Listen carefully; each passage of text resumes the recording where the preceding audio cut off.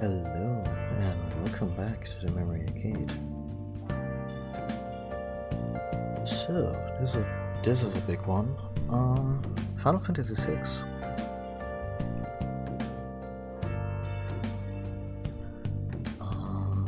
Where to begin with that?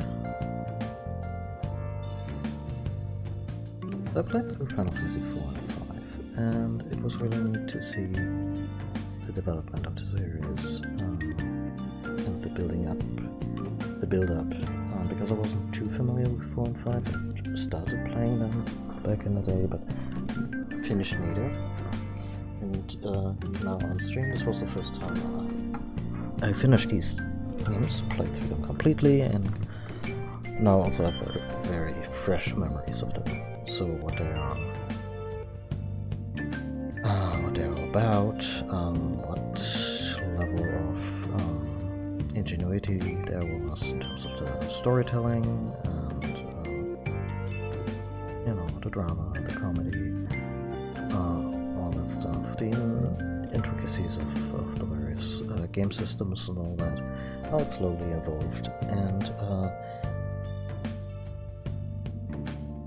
my memories of 6 are pretty fresh because I've played the first, I want to say 5 hours of it a bunch. I think I only ever played through it completely like maybe twice. But it's a game I have picked up over the years over and over again and wanted to really experience it in full. Didn't quite stick with it. Not really a fault of the game. Like every RPG slows down, and the nostalgia rush can only get you that far every time. And that's okay. Okay, will I contribute to the intro now? Anyway, but still, even with my memories being a little patchy when it comes to, say, the second half of Final Fantasy VI, there's a jump there between 5 and 6.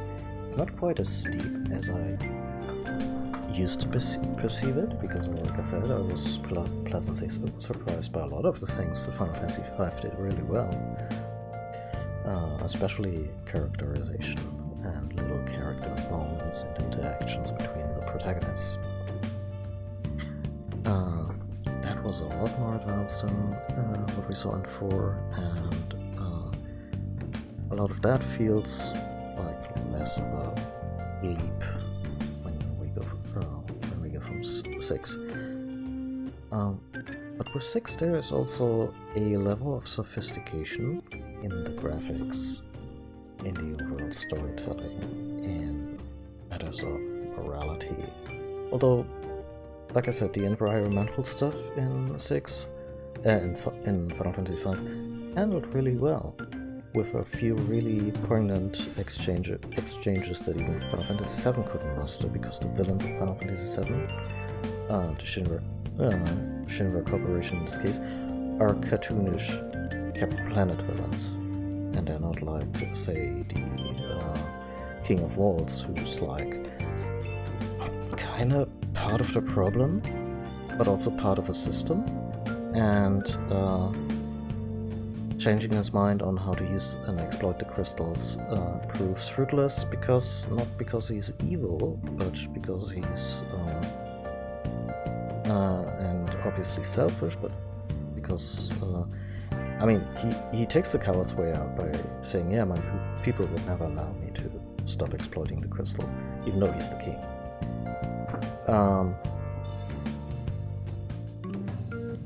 So there's this abdication of responsibility, and I got derailed here. But my point is that, like I said, 5 had some really good moments when it came through its larger themes, like environmentalism, loss of a parent, loss of multiple parents, and pets. Oh god, everybody died in 5.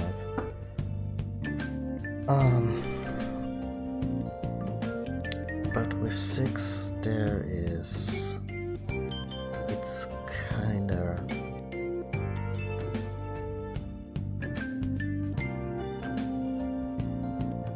like, if you make a cake and it turns out really well, and you're pretty happy with it, and then you make a cake and just everything, the mix, the time in the oven, the little details, everything just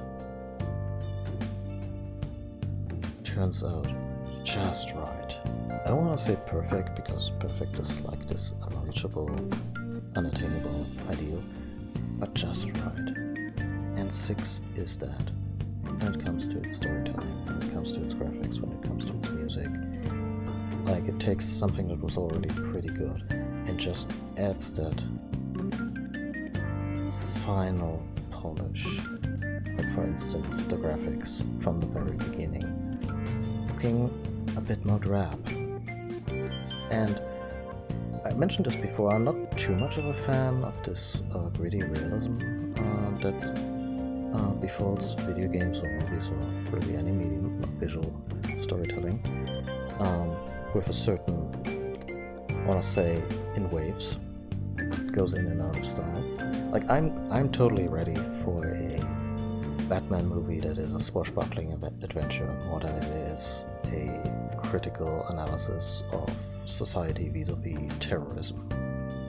Like, I love The Dark Knight, but I want some escapism now. I want a Batman who can smile without looking corny.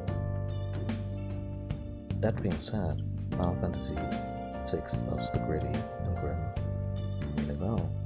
It's not completely overwhelming. Like I said, the color palette is a little unmuted. The initial atmosphere is a little on the darker side. But then you meet Locke and Edgar 7, and, you know, the boys are basically the cheerleading squad to main characters of the group,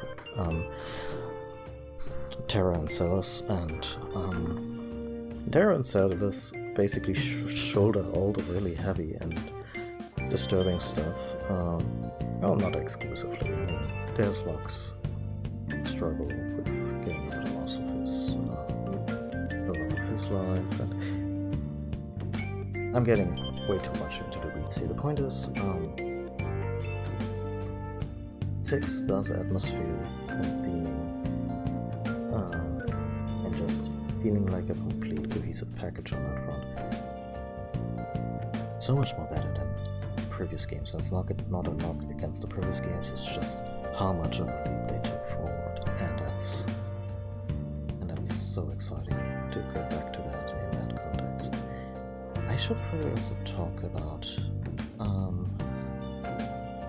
the context of the time this game was made in. So Final Fantasy IV Memories Waves came out in 1994, well into the 90s at this point. And the 90s were an interesting time in terms of global politics and culture. The Cold War was over, the big enemy from a Western-led democratic perspective, like the Soviet Union was gone, and the specter of nuclear war and global annihilation was gone.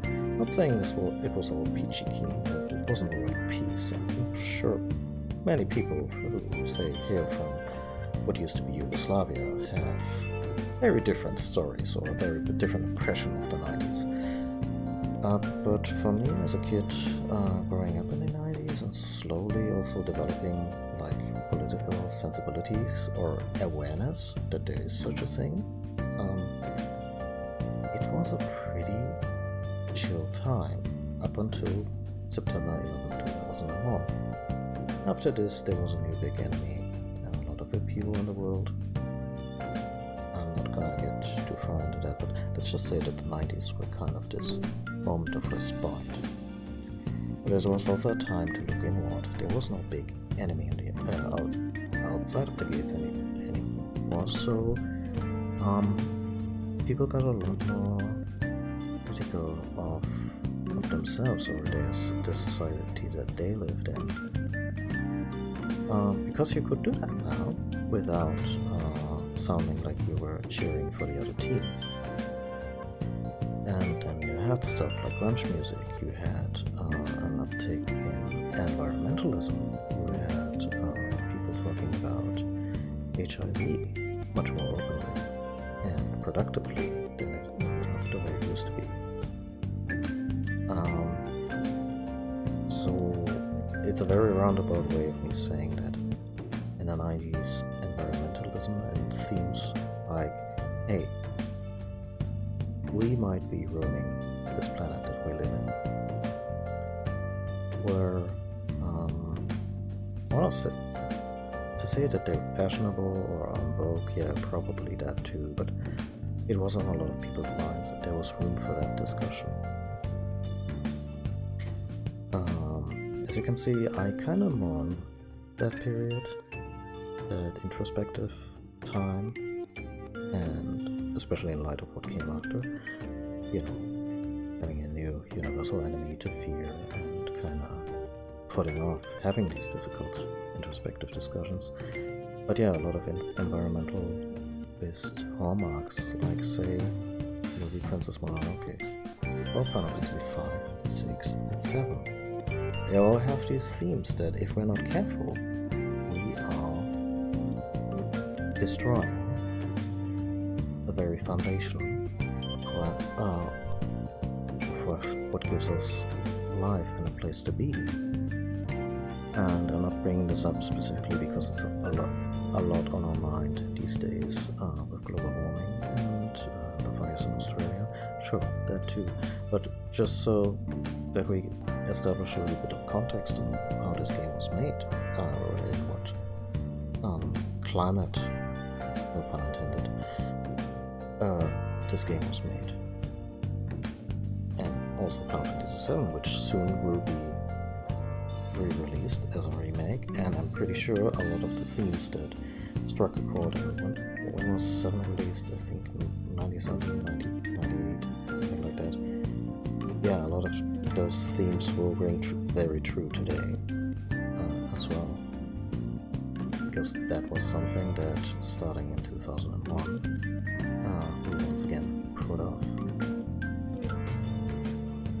to a certain extent. And I'm going to put this. So, the big bad in this story, like in fairness, Final Fantasy VI also, if memory serves, has more of a like its environmental usage it's a little more clear cut. In 5, everyone in the populace was kind of complicit, and in 6, it's the Gestalt Empire reigns supreme, and there's little opposition to it. So it's exploitation of magic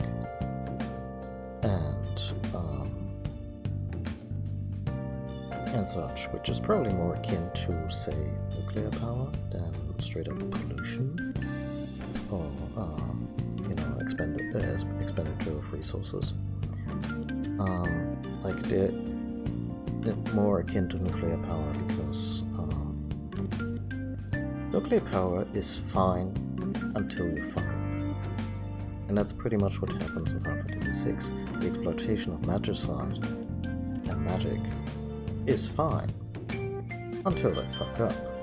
And the madman that they recruited because he served their ends so well turns out to have played everybody and just causes an apocalypse on a whim. Well, no, maybe not a whim, but you know. And none of this would have happened if they had left magic well enough alone. And that's not even to get into the whole racism subtext when it comes to Jaspers, who in this story are not so much like these ancient spirits or demigods, but you know, people who live somewhere and they have a resource that the big power in the human world covets, and it basically ends in genocide. Anyway, this is a game for the Super Nintendo, you know, for kids.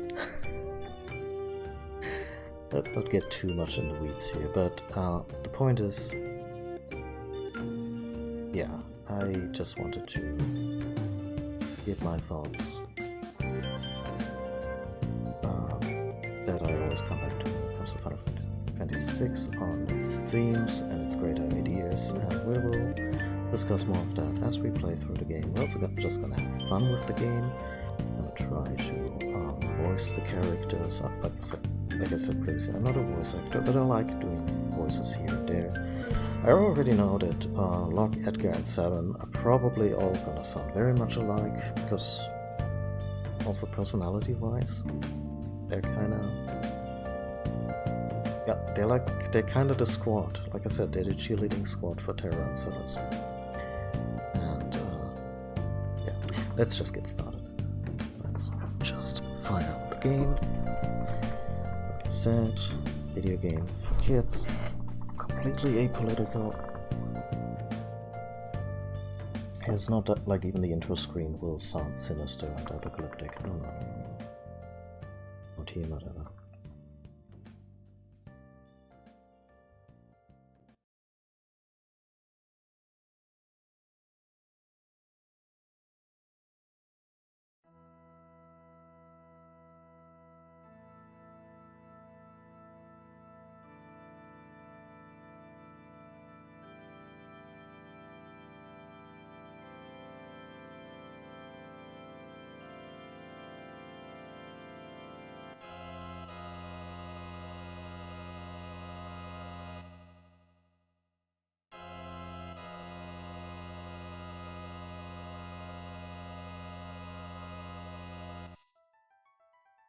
Sure, everything is gonna be fine.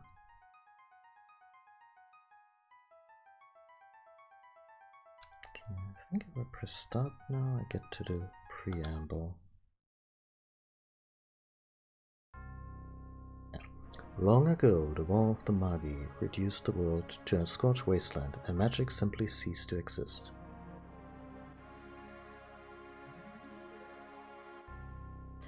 Thousand years have passed. Iron, gunpowder, and steam engines have been developed, and high technology reigns.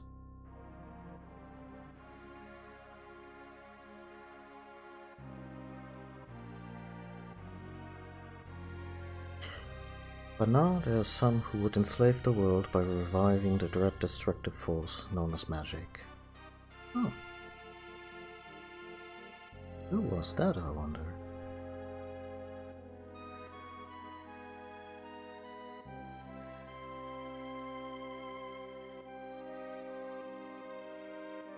Can it be that those in power are on the verge of repeating a senseless and deadly mistake? This could be a motivational on office.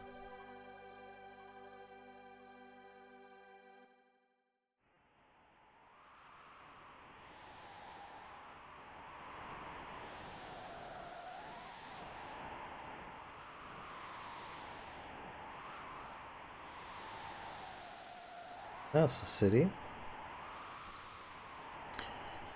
Hard to believe Venespa's been found intact there, 1,000 years after the War of the Magi.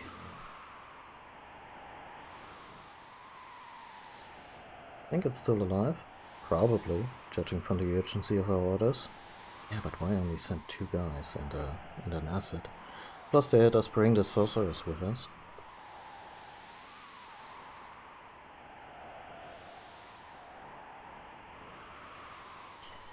Yeah, Witch. Why is she here? I heard you fight 50 of our magic armored soldiers in under 3 minutes. Kinda makes your skin crawl.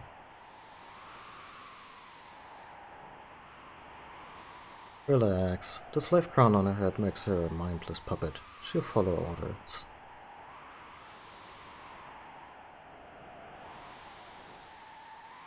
We'll approach from the east. Move out.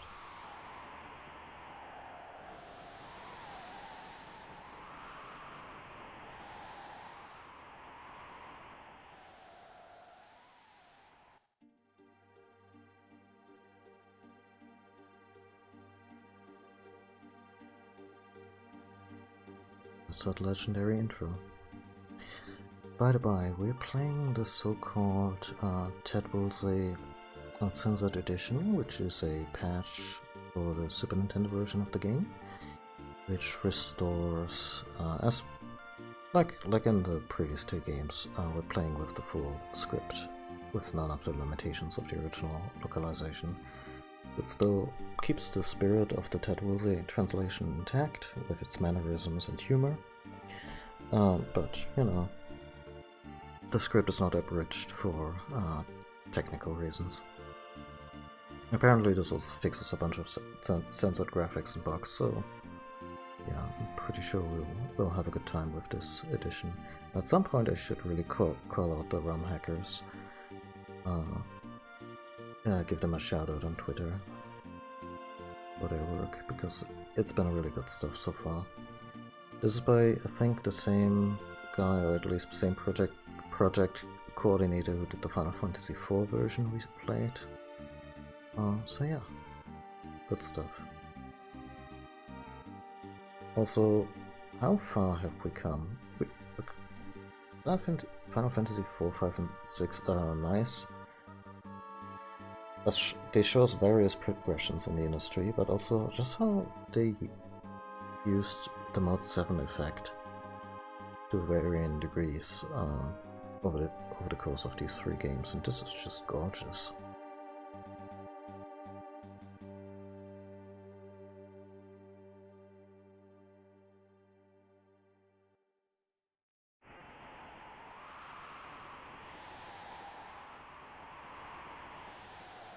Let's put it on point. No sense taking any risks.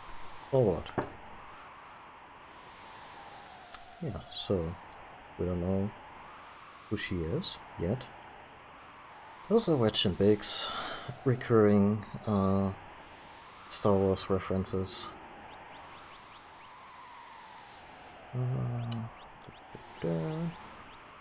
that on. Command set, window shot. Cursor, memory please, re-equip, optimum, okay.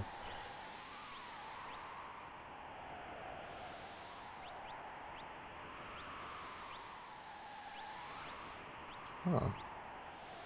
Window color and various themes. This one's a little much.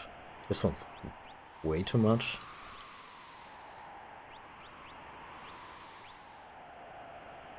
Kinda like I like the font.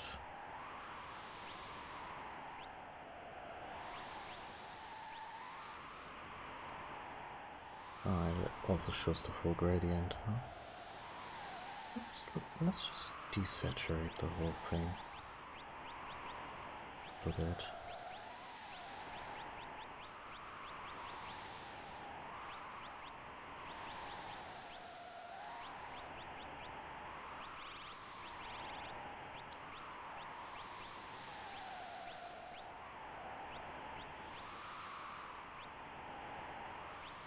Wait.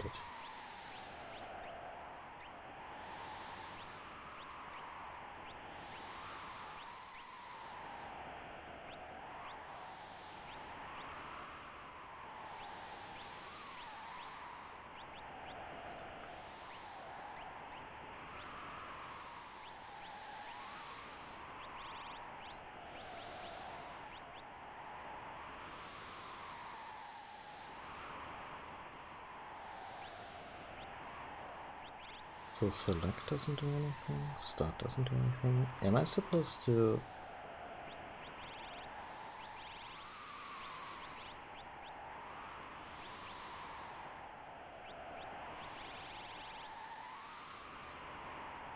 Like, I'm supposed to alter these individually, but I have no idea how to switch between the colors.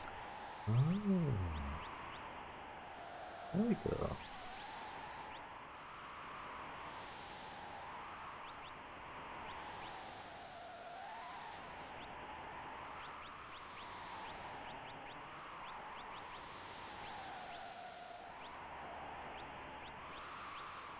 Right.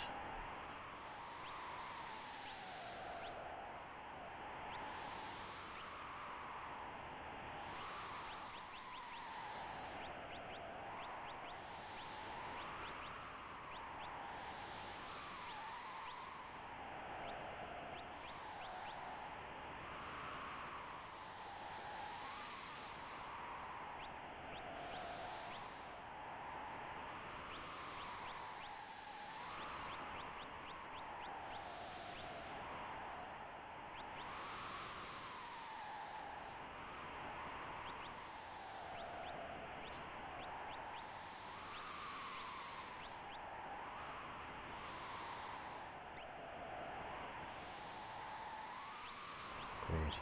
This one always resets everything. I'll be finished here in a spell. No worries.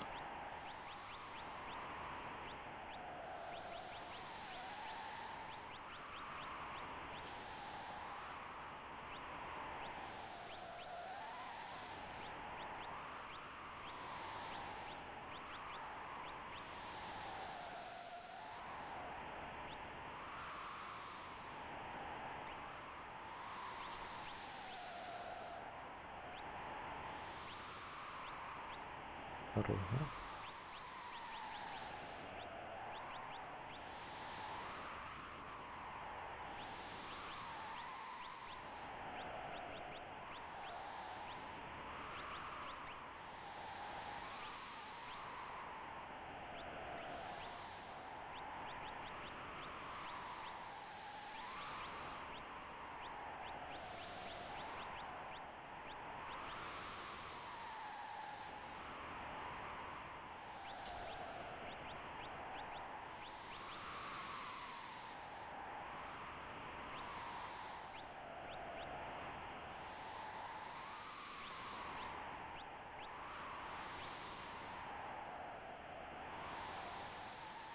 What?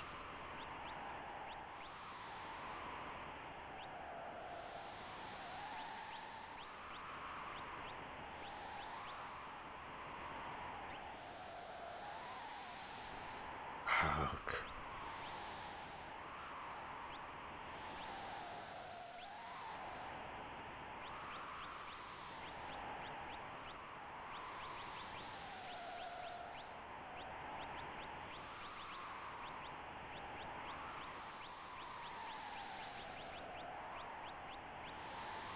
There we go. Good enough. Sorry. I sometimes get wrapped up in these. Aerial magic tech armor? Not even Nash safe anymore.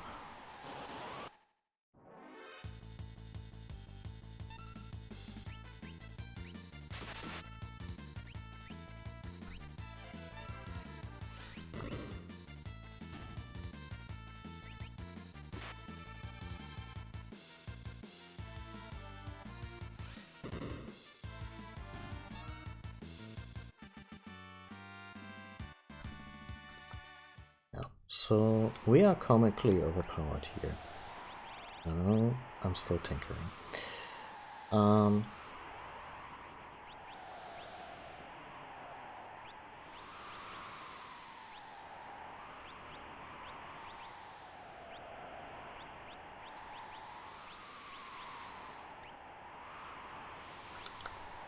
know what? It's fine.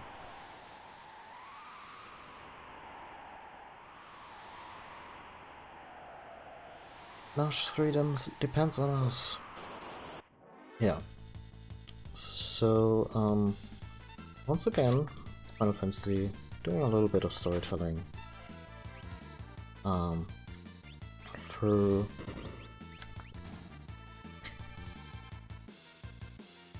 doing a little bit of storytelling through gameplay.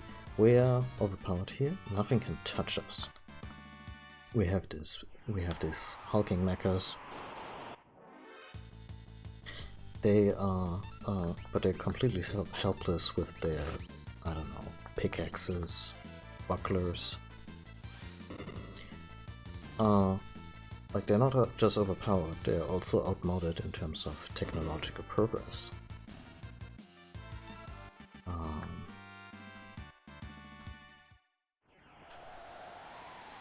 So we just stomped them.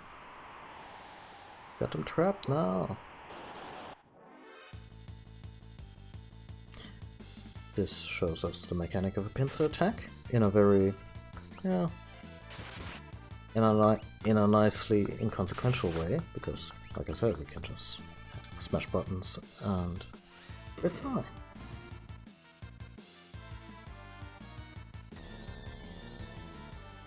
I think we are selected bio. Nasty.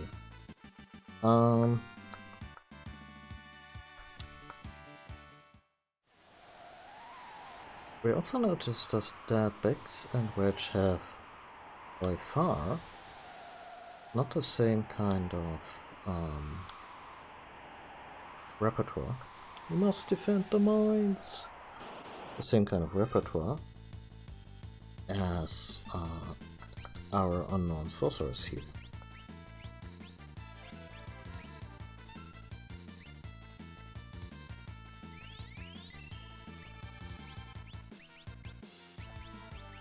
Let's just do this.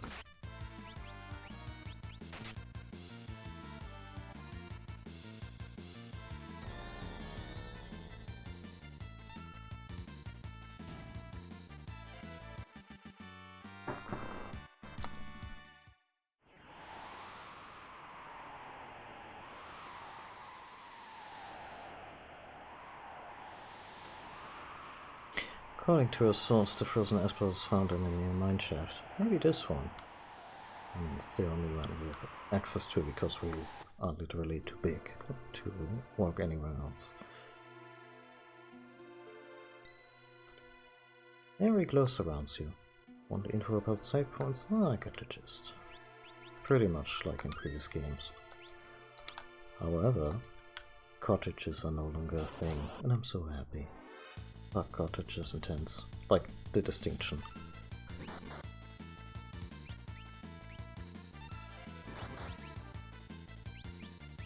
Yeah, so she has much more stuff at her disposal than these other guys. And what does this say? Did they just give her a better mecha? Can she make better use of that mecha because of some talents that she has specifically? We don't know that yet. We can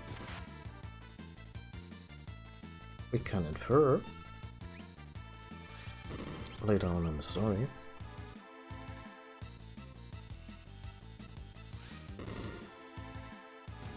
But yeah, it's powerful stuff. We're getting levels. Even Biggs and Wedge are getting levels, not that it matters.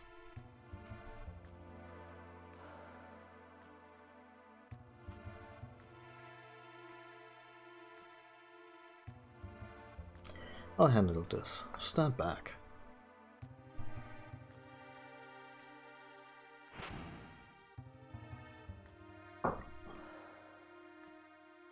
We won't hand over the Esper. Ymir, get them! And they have a trained snail. Hold it.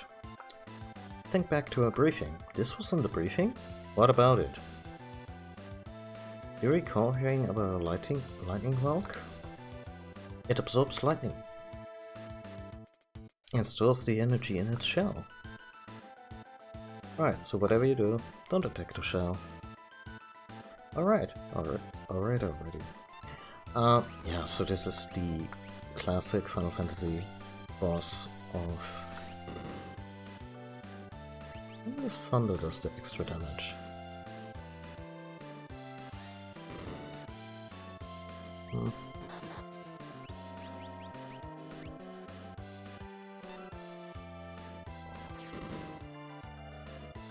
That missile certainly left an impression.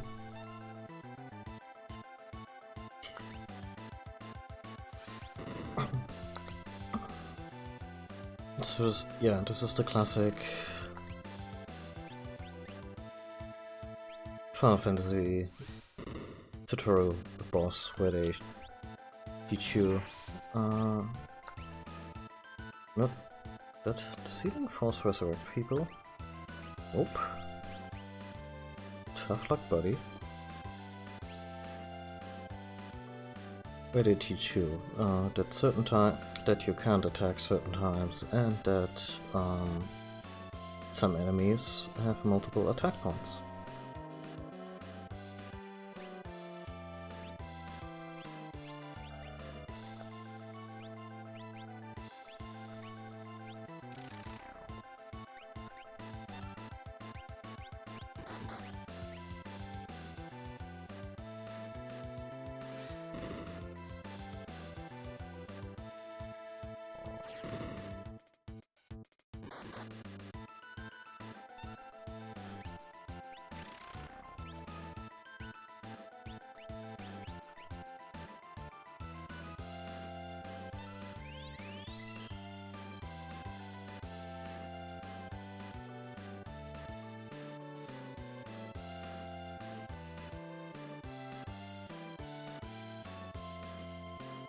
I don't recall if there was anything like that in Final Fantasy V.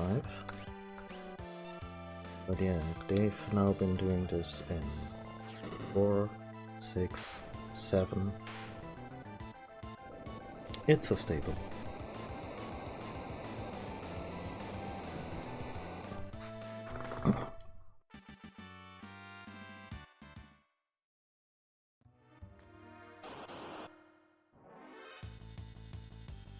I'm not gonna lie, I'm a little worried that the Final Fantasy VII remake is gonna be a little shallow on the battle systems side. Because 15 was a mess. 15 looked good, but it was a mess. You could just heal spam your way through bosses. You never felt that much in control because you had to do basically this whole Devil May Cry Bayonetta thing with the main character. Anyway, different game. Let's stay in the moment. This is the Frozen Esper.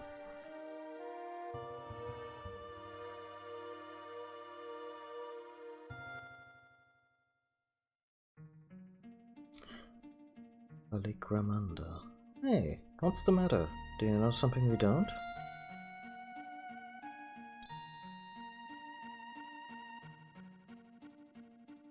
The frozen creature began emitting an eerie light.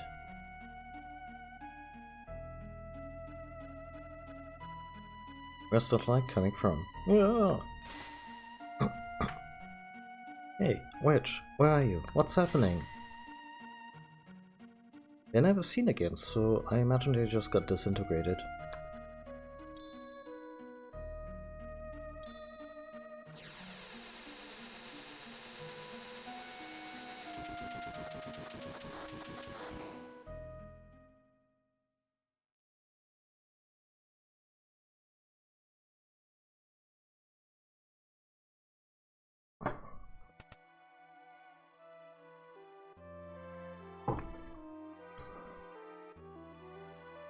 Oh. Excuse me. Where am I? Whoa, you're awake.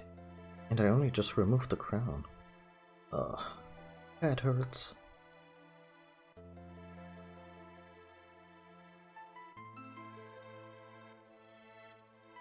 Easy now. This is a slave crown. The others had complete control over you while you were wearing it.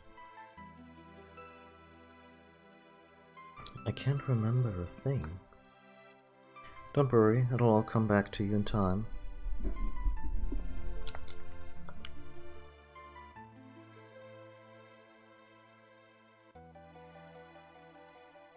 A mysterious young woman enslaved by the Gestalian Empire and born with the gift of magic.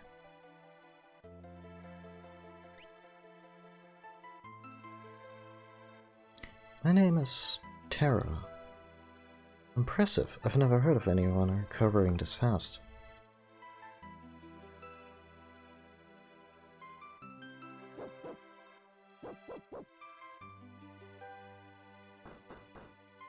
Open up. Give us the Emperor's Magitech armor pilot. That's a long-ass word. Open this door. We want that girl. She's an agent of the Empire. Empire? Magitech armor? Metal Gear?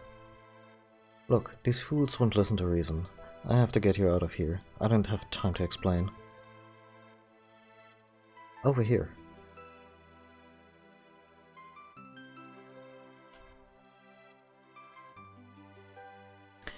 Make your way out through the mines. I'll keep these brutes occupied. We get to sprint immediately. She's up there!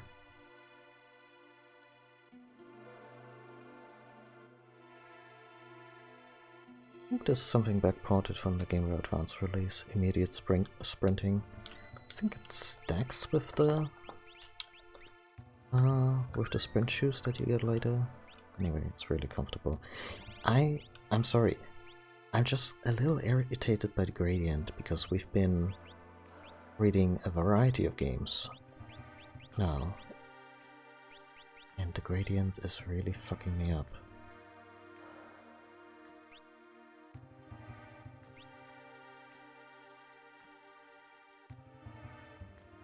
Huh.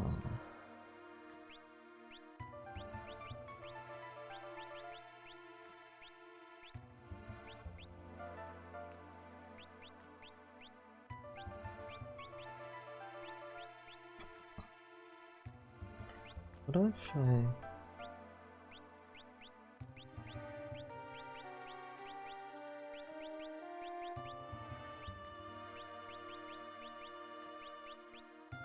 Let's make these the same.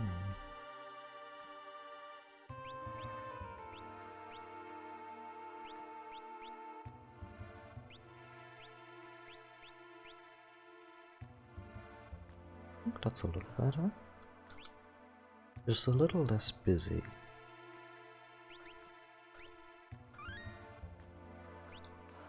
Yeah.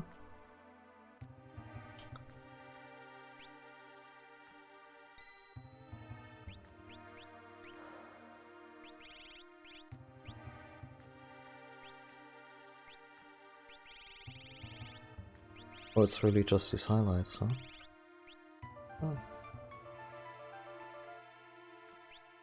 That is fine.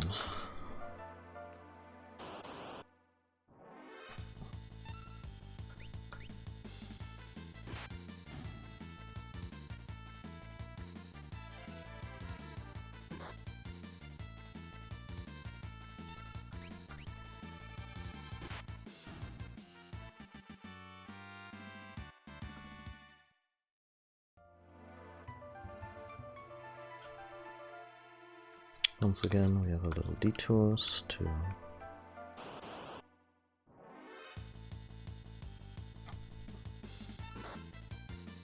and our girl knows magic.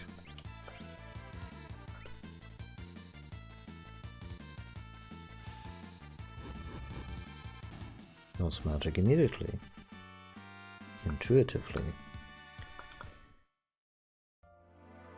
But I'm sure that's not important.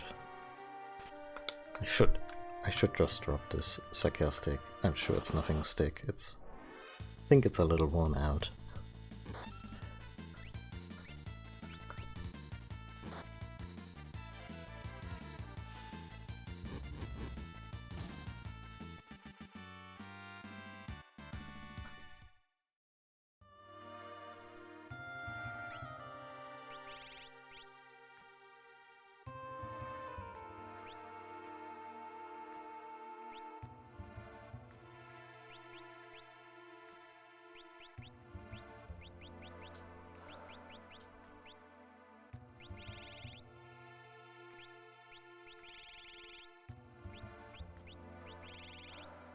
It's really just the outline, huh?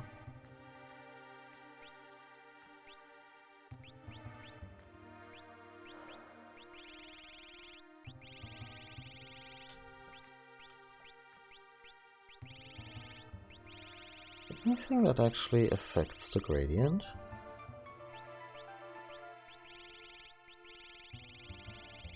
It makes it less intense or more so?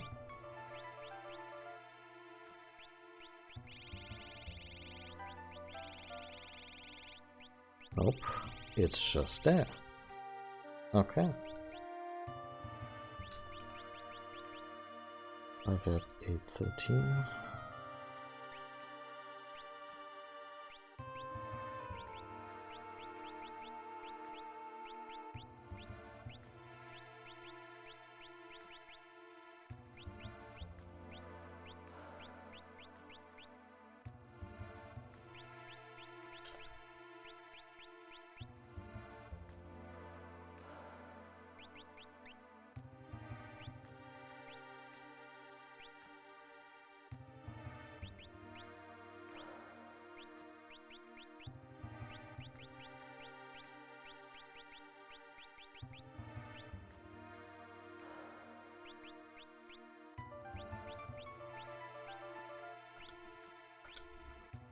Oh.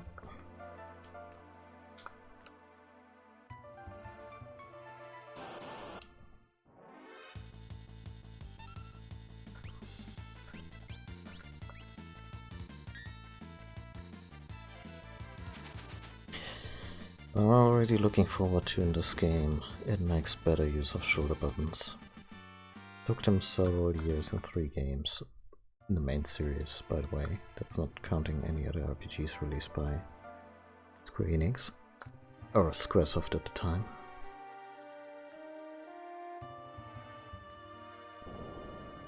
And they finally realized, oh yeah, the Super Nintendo has so many buttons.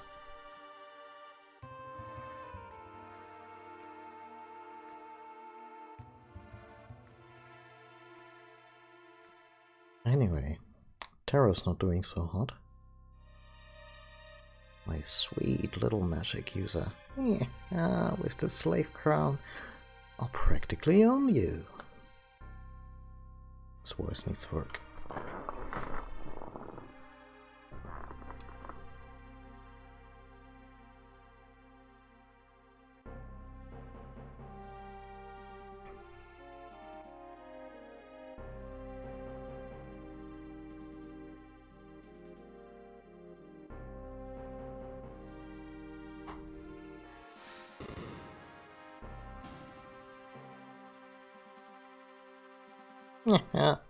Good. Burn up everything.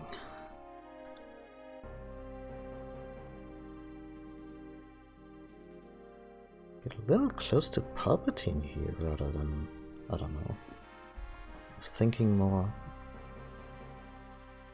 Jack Torrance as performed by Mark Hamill. Soldiers of the Empire, we stand at the dawn of a new age. The lost power of magic has returned to us. It is our destiny, and ours alone, to take this mystic force and claim what is rightfully ours. Okay, they're not even being subtle about the fascism here with the salutes here. We will conquer the world with our newfound power. Nothing can stand in our way. Hurrah! Long live Emperor Gaston!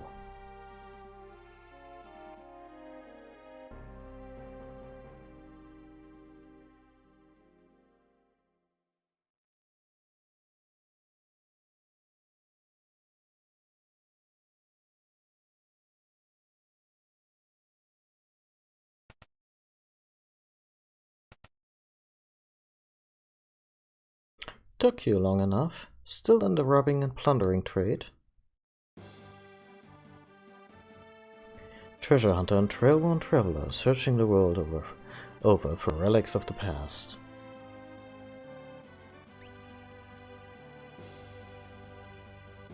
Robbing?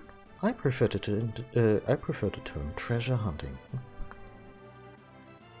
Semantic nonsense. Like there's a difference. There's a huge difference. I actually whacked my finger at the screen just now without knowing that he would do it, so... Yeah, Locke is a character that you get very quickly. They establish him really well in just a couple of lines. Anyway, is there something you need me to do? Yeah, I've met the girl. You don't mean the girl with the power of magic? The babe with the power?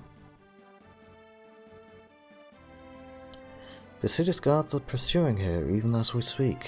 The city has the strength to stand up to the Empire, but won't use it. I mean, it's a mining town. Like, what assets do they have?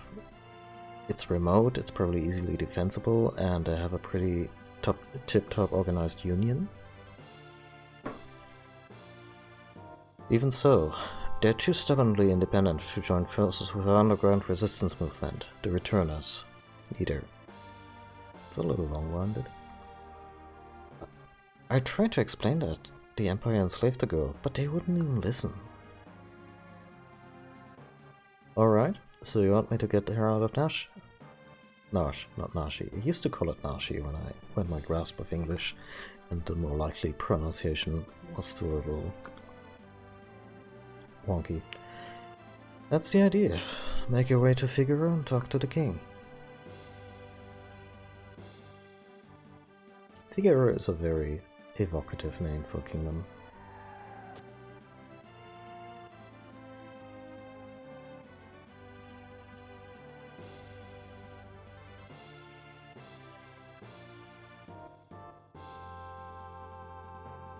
Now we gotcha.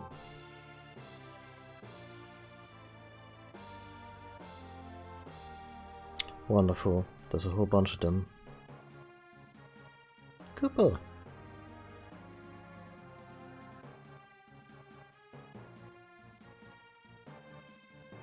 Moguls.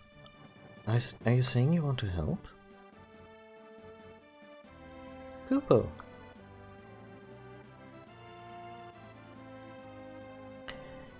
Use us to save Terra from the guards. Need more information? Yeah. I don't remember how to switch. It's more to the Y button. You'll be fighting using 3 different groups. Press the Y button to switch between them. Your job is to defeat the commander of the guards before his men reach Terra. Save her, or else.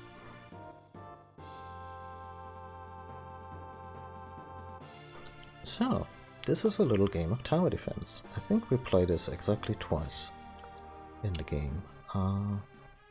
But it's a fun one.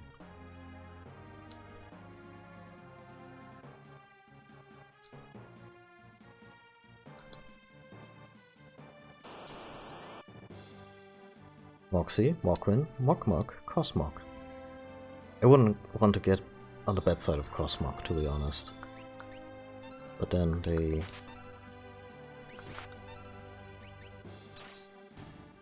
Right, Mox can wield any weapon.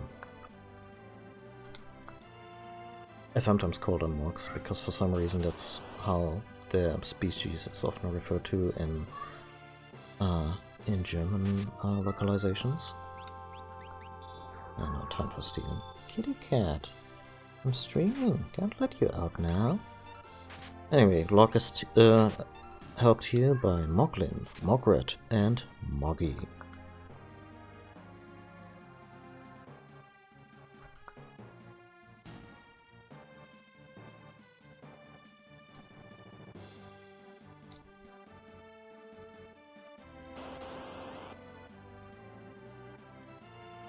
Cat, please.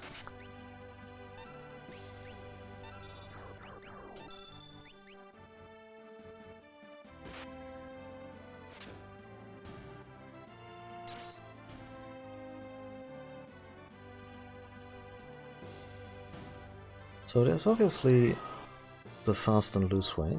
Oh, that's Mog. Accompanied by Molulu, Morgan, and Morgel. I like Morgel. Morgel probably has a sweet Spanish accent and is really daring. And Mog learned a new dance. That's interesting. Let's do more with that. Let's get the commander.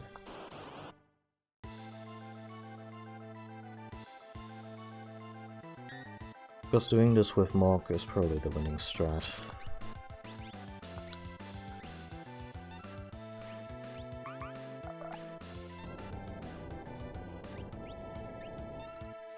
He just exiles them? Sweet.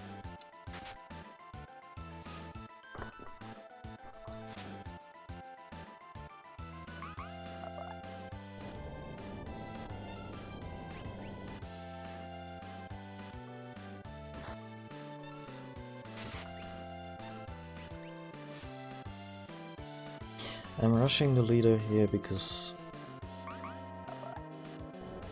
this works. Damn, Mog, you're a monster.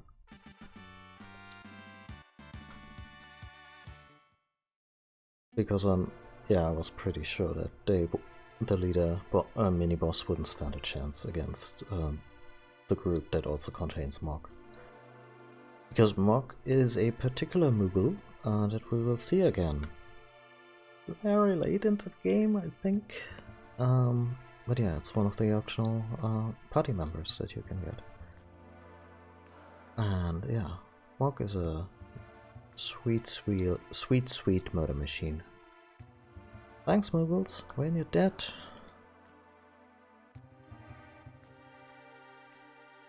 Just casually stuffing Terra in his bag of holding.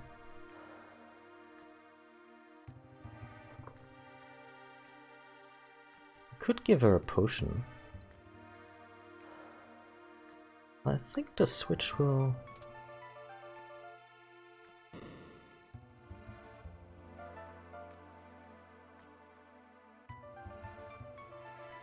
Ah, you're back with us now. You saved me? Save your thanks for the Moogles. Ugh. Can't remember anything, past or present. It's like my mind is trapped in a fog. You have amnesia? The man said my memory would come back eventually. So you lost your memory. Don't worry, you're safe with me. I'll protect you. I give you my word. Won't leave your side until your memory returns.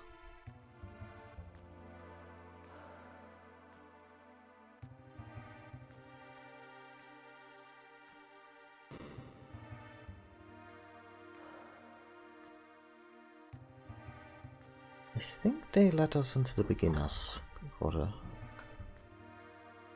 Despite all our recent advances in technology, much of the outside world remains a mystery to us. So here, we answer your questions so you can brave its many dangers. Think of us as your advisors. think there's a little bit of loot here and an opportunity to heal. Thank you. Same text. Select a wait battle mod from the config menu. You can take all your time you need to select spells or items without being attacked. Yeah, same as before. I like the ATB system, but I also like to take my time when I'm in the magic menu planning my strategy. You might want to go out and get some experience in the world before coming in here. Advanced battle tactics.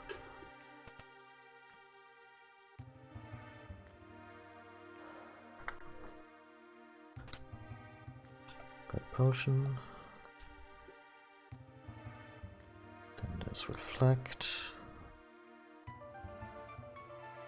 Yeah, a lot of them have good information. I just wanted to check any of these. Damage is more severe when caught in a pincer attack. Use care when running.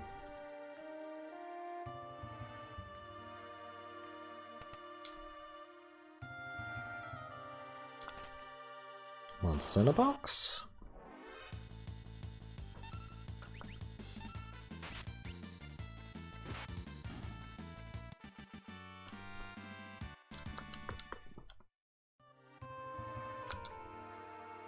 Sometimes monsters lurk inside of treasure chests.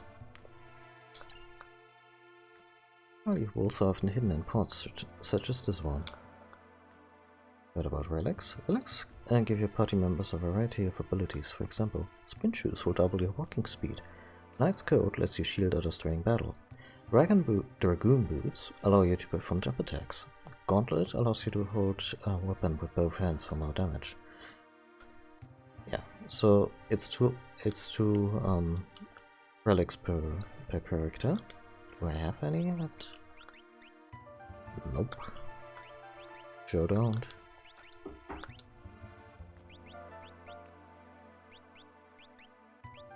Yeah. And yeah, relics are our special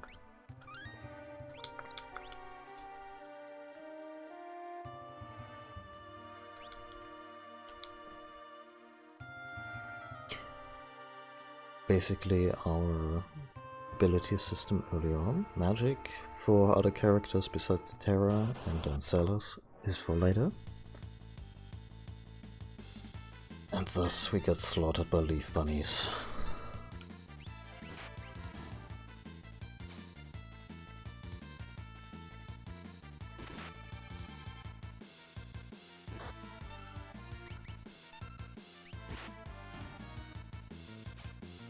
This is a game, like I mentioned several times now that they really stepped up their artwork, but all the backgrounds in this game are exquisite.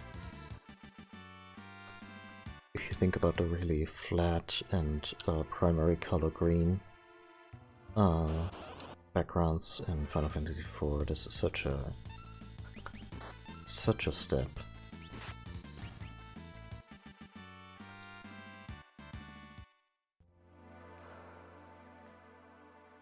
Yeah. So, we're supposed to go to Figaro Castle. Wait! Oh, it's you. Proceed. Apparently Locke is known here.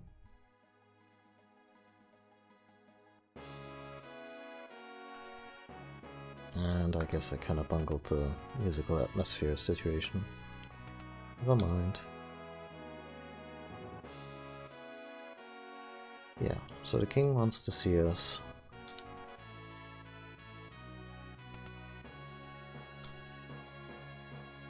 And there it is. You mean this young woman is...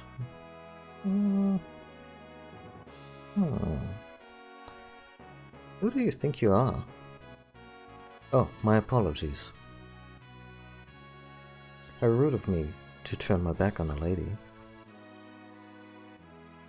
The young king of Figaro Castle, allied to the Empire and a master designer of machinery. He's kind of that world's Tony Stark in a way. I am Edgar, King of Figaro. Surprised someone like me knows a king? Well, talk to you two later. So you're an Imperial soldier, right? No problem. Figaro and the Empire are allies. Please relax while you're here. It's not in my blood to harm a lady. Look, why are you being so kind to me? Is it because of my abilities? I'll give you three reasons. First of all, your beauty has captivated me. Oh, Edgar, shut up. Second, I'm dying to know if I'm your type.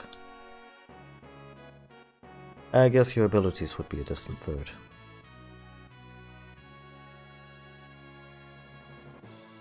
What is with you anyway? Guess my technique's getting a bit rusty. I suppose a normal girl would have found me dashing, but I'm hardly normal. Okay, I guess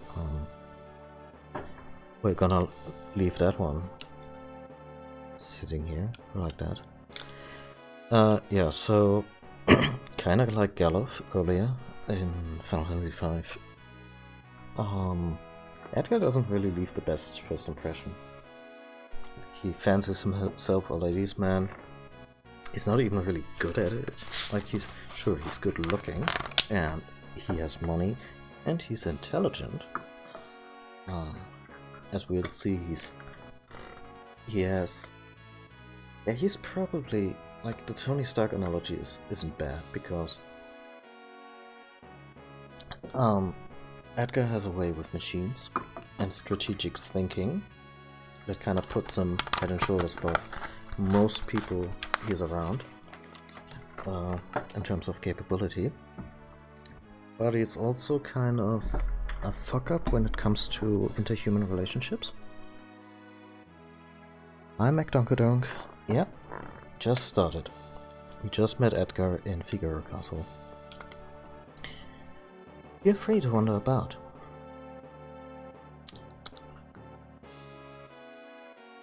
I'm only just realizing what a weird situation all of this must be to Terra. Like, she's fresh out of a... Like, she has amnesia, she doesn't know who to trust. Locke seems kind enough. Now this rich dude is hitting on her, who calls himself an ally of the Empire. It's all very shady. Yeah, the Empire has revived the power of magic. Gaston has harnessed the power of magic. Who can stop him now?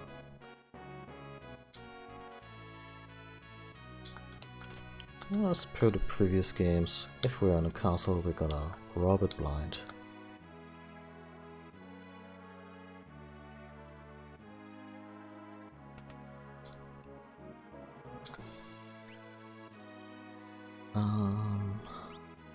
Oh, it tells us that we already have the auto crossbow. That's helpful. Shame we have to pay for Edgar's inventions, but okay.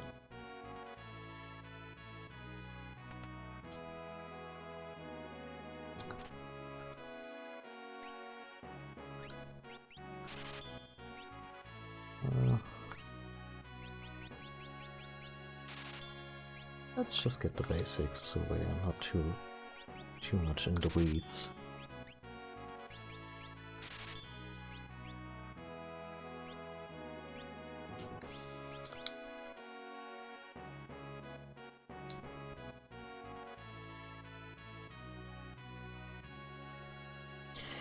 Doesn't look like it, but this castle incorporates some of the most high-tech devices in existence. For example...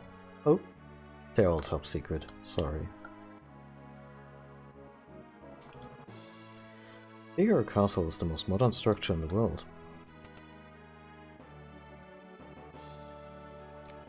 Now, I compare Edgar to Tony Stark because I like him. If I didn't like him, I would compare him to Elon Musk. The ancients once wielded a force known as magic. People who mastered the art were called magi. Magi? Magi?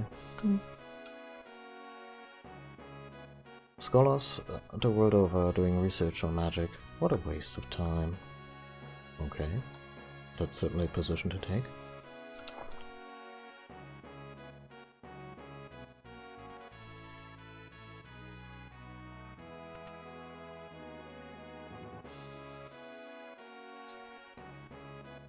The most advanced structure in the world, and you have to tread through 20 feet of sand to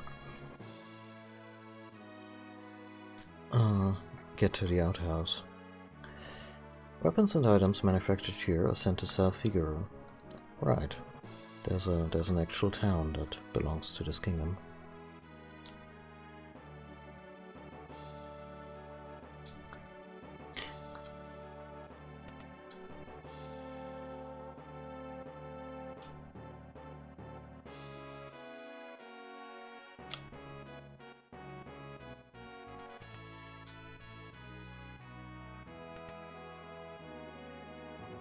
Sure.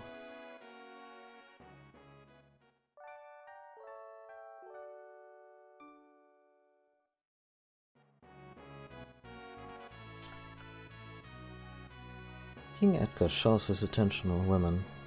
Young, old, pretty, or plain, no one is safe. Ugh. Most are too smart to pay any attention to him, though. He's always interrupting the High Priestess during important lectures to hit on her. Surely, he's talked to you?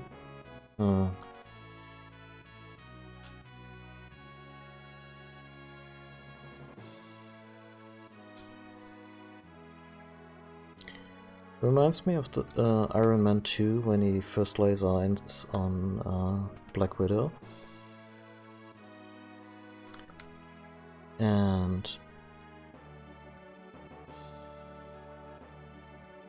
she's like supposed to be an assistant, or like she infiltrates his company as an assistant to him or Pepper Potts and whatnot, and he's immediately smitten with her beauty, and Pepper Potts is like, Tony, that's a sexual harassment lawsuit waiting to happen. Just don't. Simon said he'd marry me when I get older. Jesus, Edgar, just... The Emperor smashed 3 nations of the southern continent. Just a matter of time till they come up here.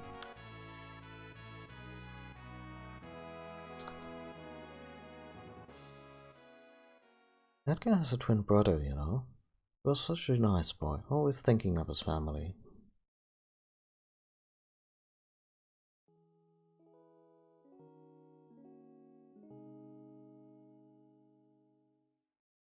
Brother, what's wrong with father? What's all this talk of his successor?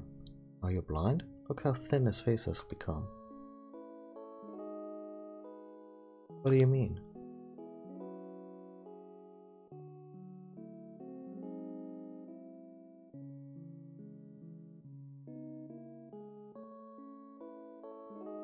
You're crying? Edgar's twin brother, who traded the throne for his own freedom.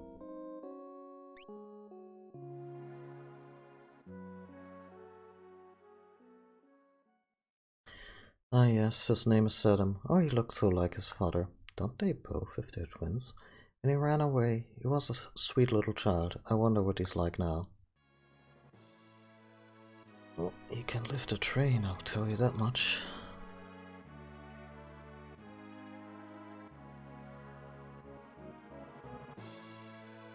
Not sure if this cutscene is mandatory, like in order for us to advance the plot. But we should be able to talk to them now. Oh. The whole business of the succession was so repugnant to Saban, the king's brother, that he left the castle forever. The succession was settled with a coin toss.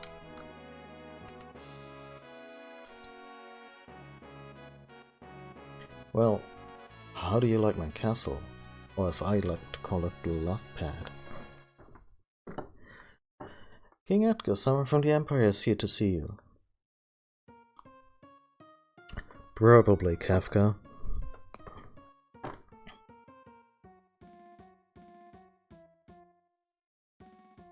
Pfui. Emperor Gestel's stupid orders. Edgar, you pinhead, why do you have to live in the middle of the stinking desert? These recon jobs are the pits. Ugh, the sand on my boots.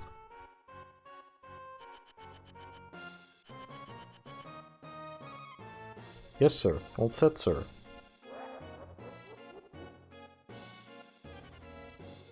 Idiots. He seems like a nice person. Sir Kefka, what on earth do... Out of my way.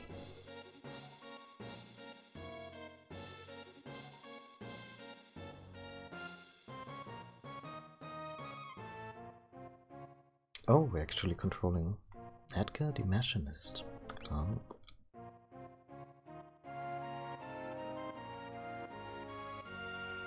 Oh, we're actually supposed to talk to other people first. Hmm? Who are we supposed to talk to? I thought we were allies. What are you doing in my domain? Allies? With this pathetic little country? Ah. Okay, if even the foot soldiers are giving you lip, Edgar, you should run. You've been busy down south, looking for more cities to destroy? That's none of your concern. What brings Kefka, loyal court mage of Emperor Gestel, to my humble castle? A girl of no importance recently escaped from us. I heard she found refuge here.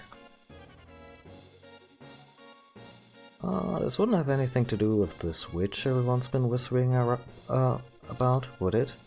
Lies. She merely stole something of minor value. Is she here? That's a tough one. You see, there's more girls here than grains of sand out there. I can't gain track of them all. Know what I mean? Wink wink, nudge nudge. I'd hate to be the one. I hate to be you if you find out you're lying. Ha! I truly hope nothing happens to your precious Figaro.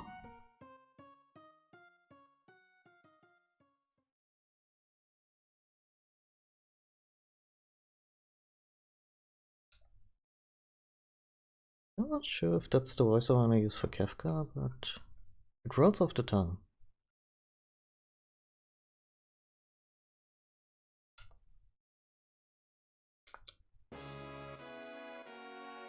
I'd say that guy's missing a few buttons. Where's Terra?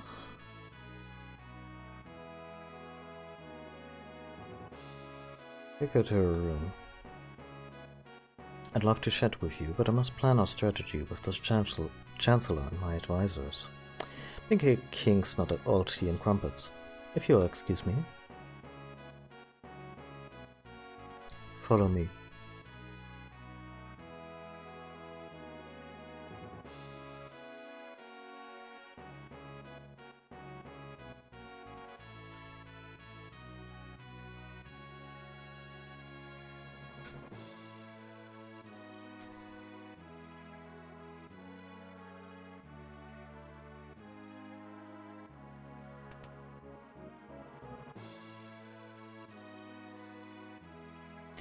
Don't you worry about a thing. You're Locke, right? Edgar told me about you. Is it true you're a thief? That's Treasure Hunter. On the surface, Edgar pretends to support the Empire. The truth is, he's collaborating with the Returners, an organization opposed to the Empire. I'm in contact with the group. The old man you met in Narsh is one of us. Empire, but I'm a soldier of the Empire. Not anymore. They were using you. Things are different now. It's just, I don't know what I should do. Whenever I try to think, my head hurts even worse. I can't tell you what to do. You don't have to decide right now. You'll soon find your way.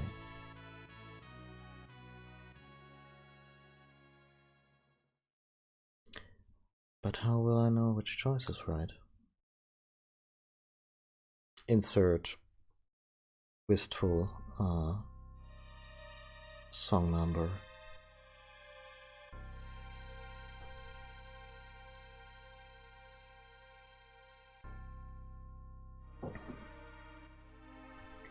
Didn't figure Edgar would have a singles bed, but...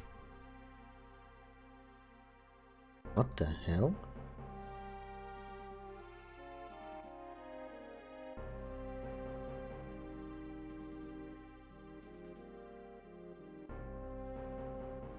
What's happening? It's the Empire, it's Kefka. What are you doing?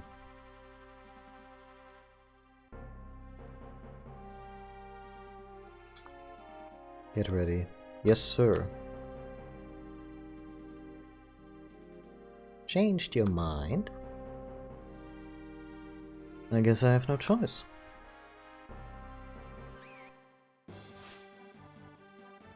Or maybe I do. Oh my, the brave and noble king abandons his people to save his own skin. How utterly delightful. Jump.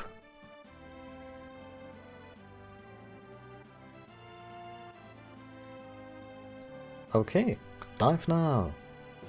Yahoo! Yippee!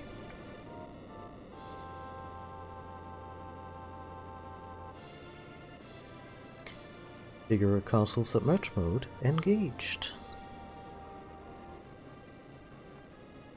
Now behold the glory of Figaro as she dives into the great golden ocean. It's a very specific function.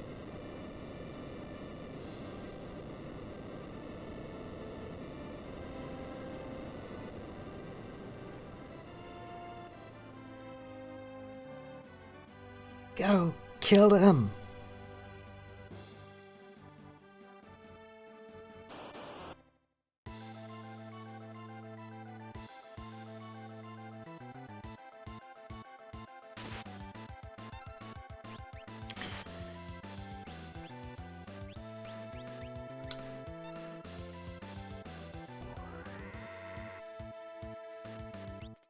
That's a bummer.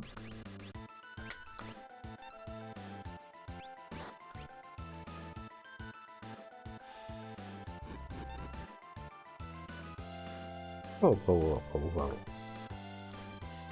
Edgar, what's the matter? You look positively spooked. Did I just see what I saw? Yeah, this kid seems loaded for bear. She's amazing. That was magic.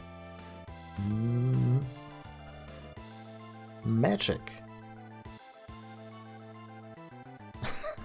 Magic? Oh, Scooby, in trouble now. She used magic? Wait, I could have used magic earlier and Locke wouldn't have recognized it as such? That's adorable. Conspirative whispers ensue. Terra, where on earth did you learn that?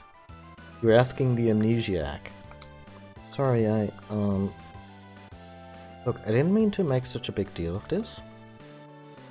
Me either. It's just, I've never actually seen magic before. Where did you... Terra can use magic and we can't. That's the only difference between us. It's perfectly natural. The fact is, we could use your help. Thank you, Locke. Thank you, Edgar.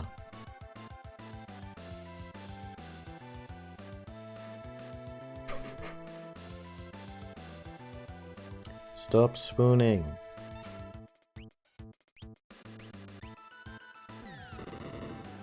Oops.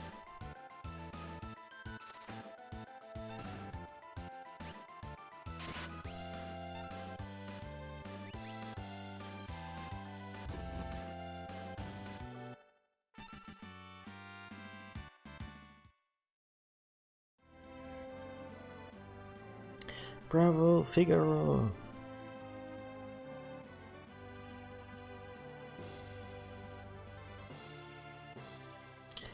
Son of a submariner! You'll pay for this! This is great. Was that an evil person? I'm scared. Terra is someone I'd like you to meet. We're members of the Returners. You've said so many times. Our leader, Bannon, would certainly like to meet you. Magic is going to be the key to winning this war. Magic.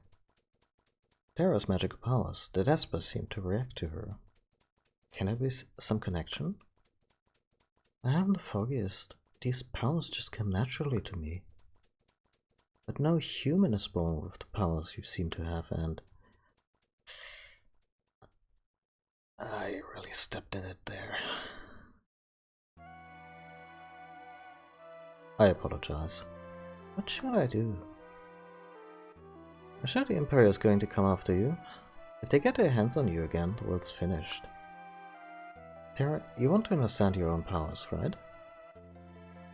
And I think we need to consult with Bannon. Oh, then I think we need to consult with Bannon. He will help you find the truth. Please. Okay, to the south there's a cave that leads to South Figure. They're kind of railroading here, in this whole matter.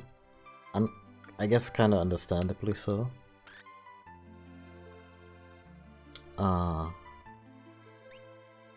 Because they're obviously also worried for their own world and independence. But yeah, Terra is kind of a tough spot here. Because even her friends, or at this point maybe allies, kinda treat her like an asset more than a person. King Edgar, where are you headed, sir? Through the cave and eastward to South Vigor. We'll then make for the Returners' hideout in the north. Return to the castle and pass the word at dawn. Understood, sir. Take care.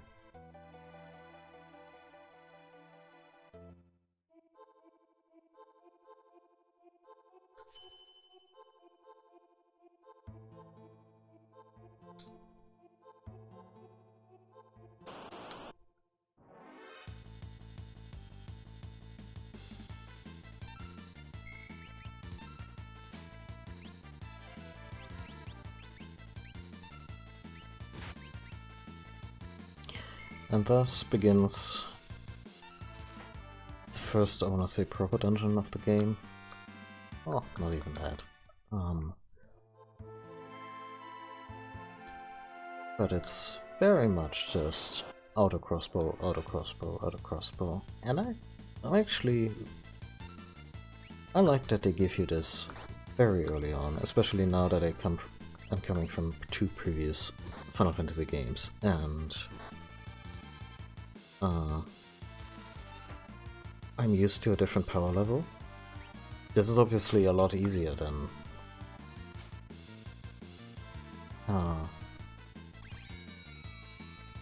the early phases of other Final Fantasy games.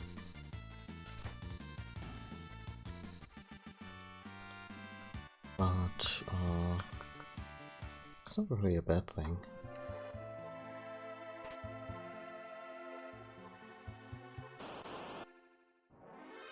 Because later on the game is no slouch. There are difficulty spikes,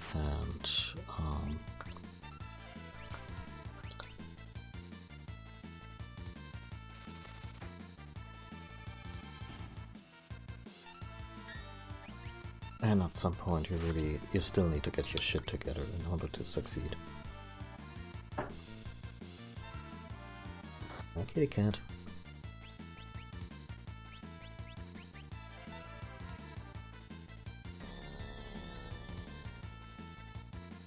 Hey, cat.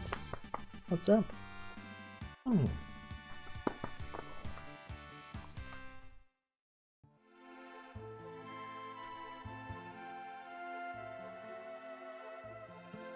I'm not sure how much of the game we're gonna cover today. I've planned for roughly 3-hour stream.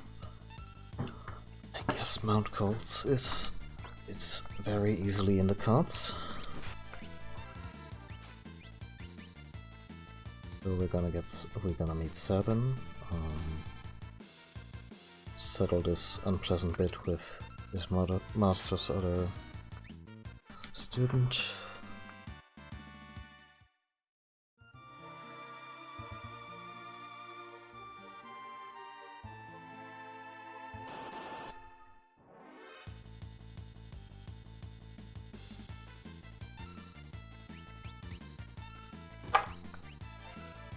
Cat, please don't.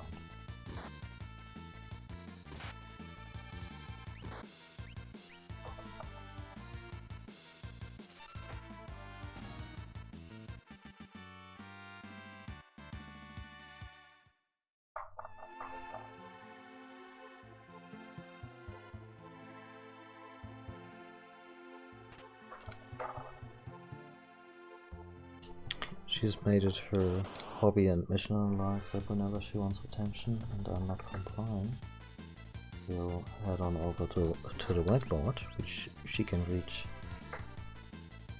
and try to push off the magnets. Which in and of itself is kind of adorable, and maybe I should just lean into it and arrange them in ways where she can't mess anything up. To play. But yeah, I think she also does it specifically to get my attention. Now that I kept talking and didn't pay attention, they stopped. Which I guess is more of a teachable moment for myself.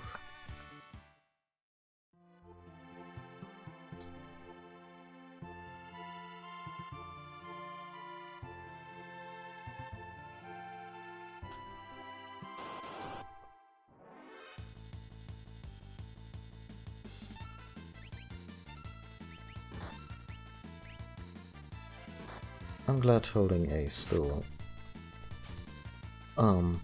Seems to be they added a little bit of a delay, I guess, to prevent accidentally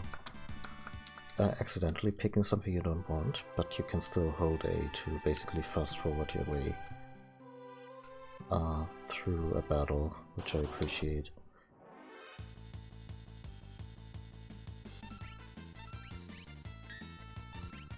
Oh, it's actually really speedy. I appreciated that a lot.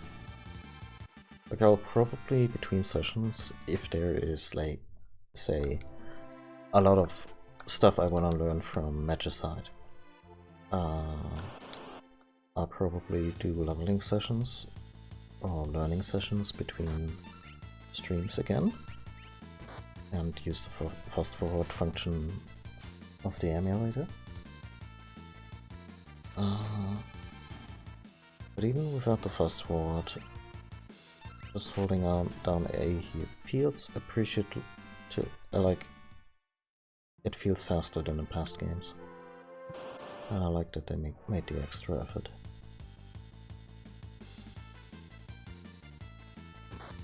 So I wonder if they're all in the back row now.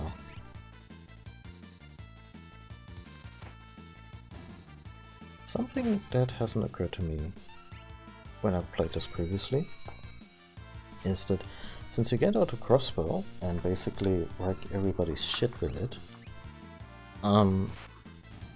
for once Locke is actually free to steal and plunder.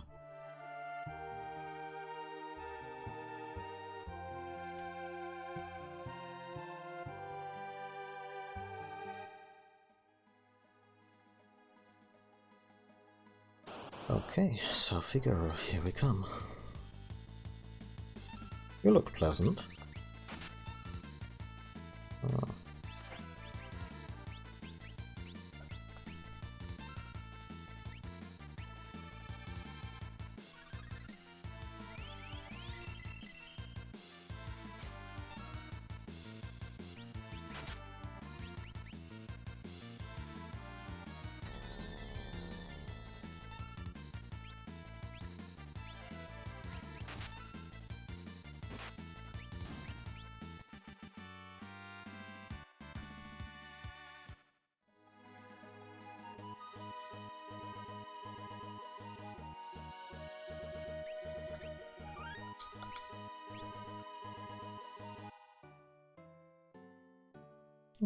Look who it is.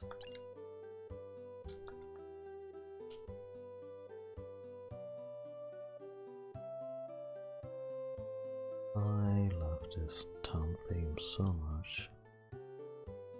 It's running through the city corner. Yes, one of the best town melodies in the series.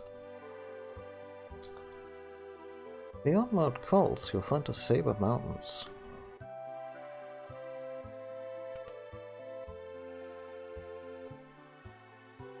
Equip relics to gain a variety of abilities. For instance, these double my walking speed.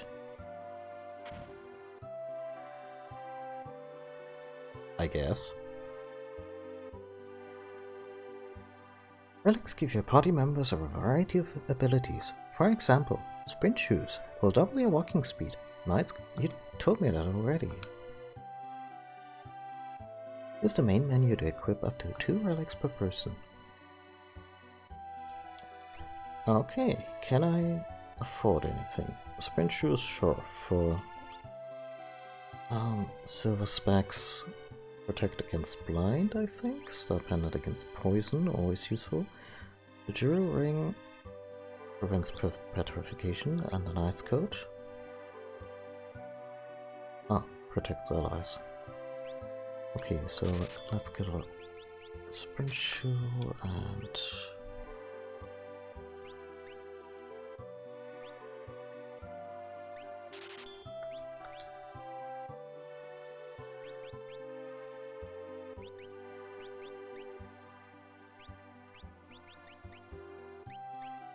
I'm gonna get a jewel ring to Terra because it really sucks when your healer, or the one capable of dishing out healing magic, is petrified. I'm gonna give a sprint shoes to Locke, because Rogue's gotta run, and a knight's coat to Edgar, because he has a healthy amount of health. Might as well use it to protect others. What else? I think it really sucks if any of them would get poisoned.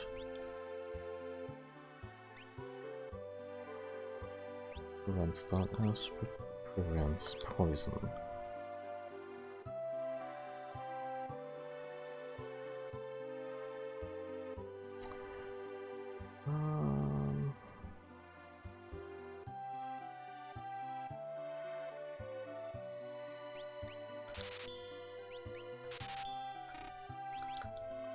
Never mind, I'm broke anyway. Let's give one to Terra and one to Locke. I guess Edgar's shit out of luck. Anything cool that I could get rid of? Not really.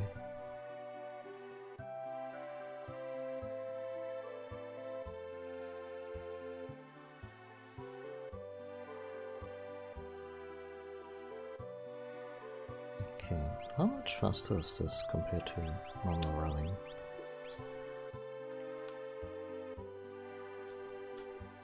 Okay, first of all, I don't have to press down anymore. It's a little different than in the original Super Nintendo version. There was no sprint outside of using sprint shoes. And in the Game Boy Advance version,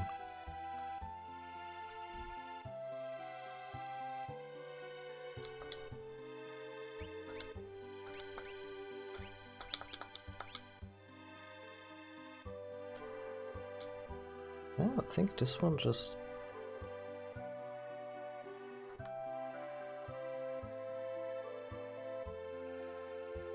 Yeah, I think it's the same speed, I just don't have to press down on it anymore.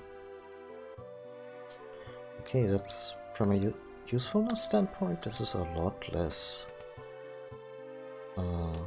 essential, I wanna say. Oh, it works in the overworld too. Yeah, well, that is a plus. That is absolutely a plus. Is there any kind of running option in the...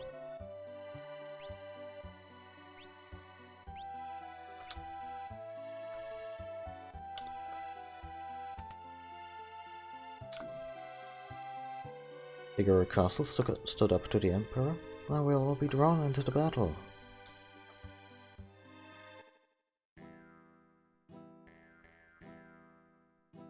The Emperor's been invading one town after another. I don't think even Saphira is safe. Duncan's students have no peers. In fact, you look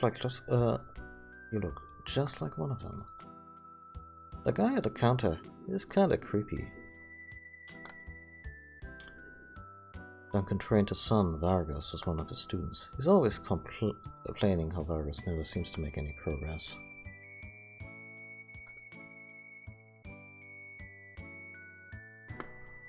At the very least, you could give me a response. Stand back. He seems vaguely familiar. Wait a minute. Of course. He comes and goes like the wind, swearing allegiance to no one. Behind his wintry gaze hides a face known to none who live.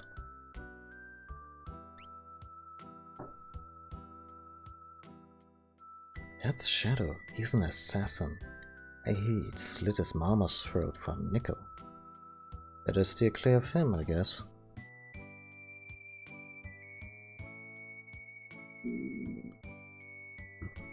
Leave us. The dog eats strangers.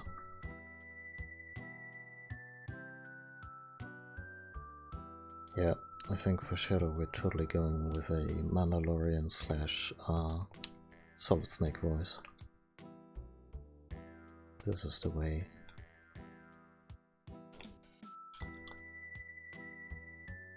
Out of the way, I gotta get this rum over to the old man. That's my job. Now scram. Okay.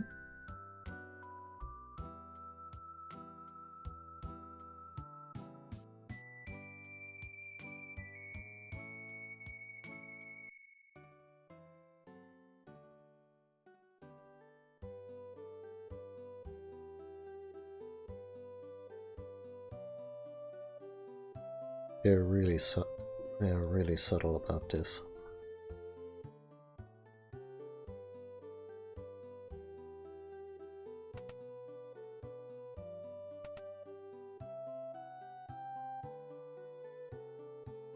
I'm off work. Get lost.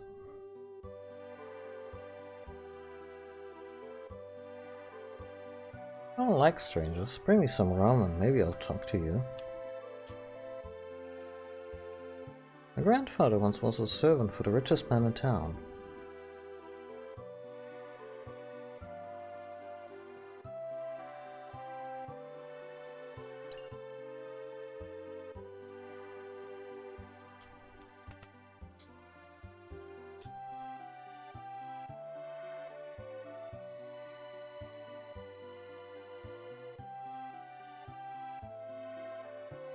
Let's test that overworld speed.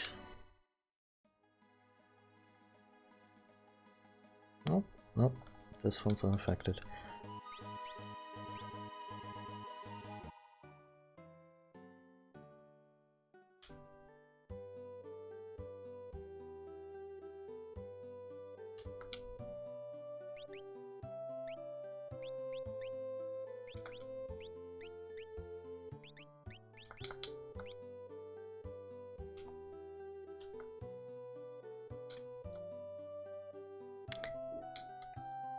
It's really just absolves me of the button press, which is a fine compromise. Like I've played versions that had the sprint patched into the Super Nintendo version, and then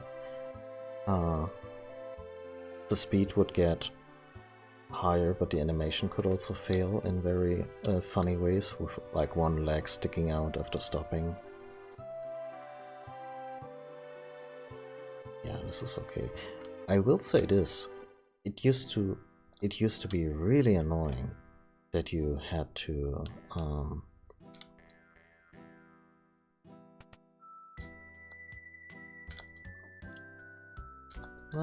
no, hey,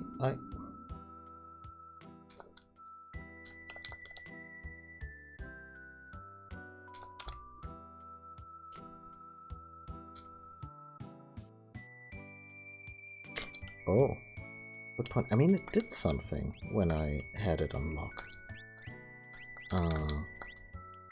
When it's like this, I don't have to press B anymore to sprint. Like now this is the speed, and it doesn't increase when I press B additionally. Yeah, and like I said, I think it's annoying when later the party splits up and you don't have to have enough sprint shoes for all three groups.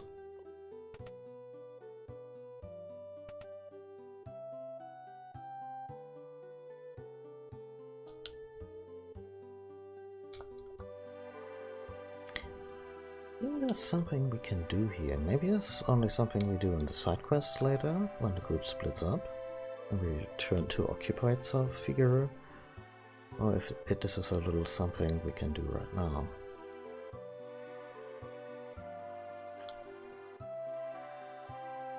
Folks.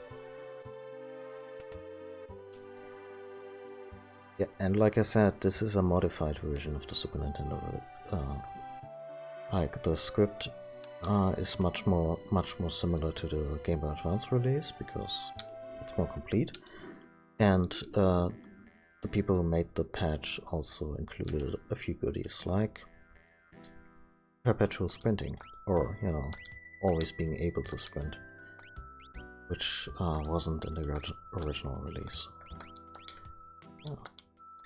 Do the sprint shoes do anything in terms of the stats? Nope. Well, I guess we'll get rid of them in time and be glad that we can... Shit. I did it again. I should have tried to get the bottle.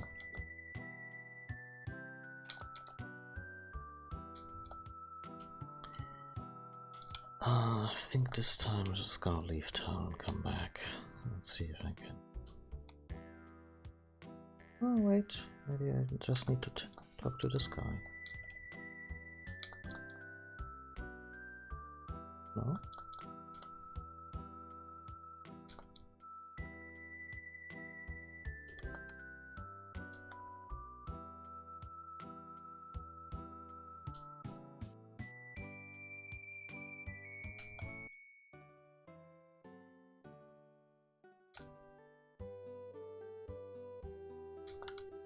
This ship isn't leaving port anytime soon. It's really sweet how you travel around in Final Fantasy VI early on. Sometimes you have access to chocobos. And yeah, you charter ships. You get into strange rapids that take you to new places.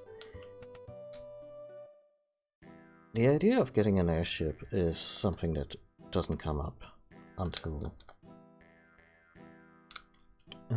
a good chunk into the experience. Well, we can't pick it up, so I think it may be something for later.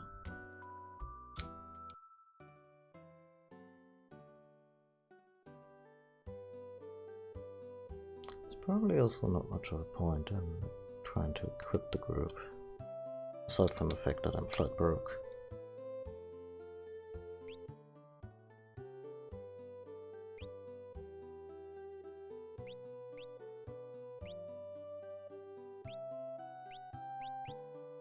I suppose we have enough for a knife.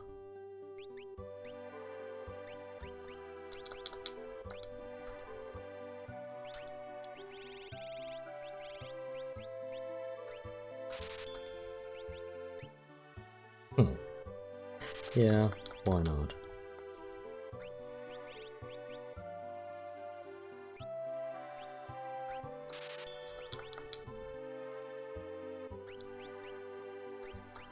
I should have just given her the sword and handed down the mithril knife. Oh, never mind.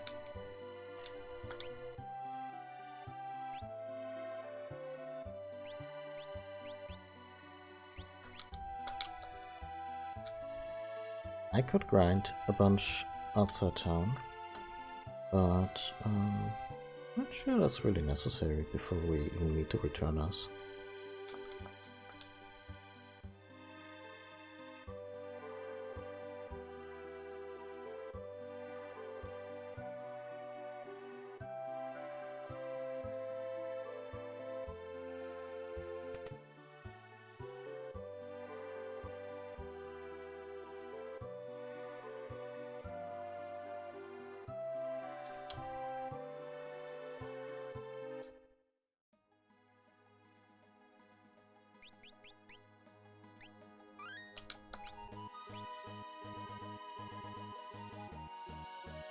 Actually, I'm gonna take this opportunity to take a little break. I need to make myself a sandwich because I'm getting quite hungry, and stretch my legs for a little bit. I advise you to take care of your needs as well, should you have them, and I'll see you in a few minutes.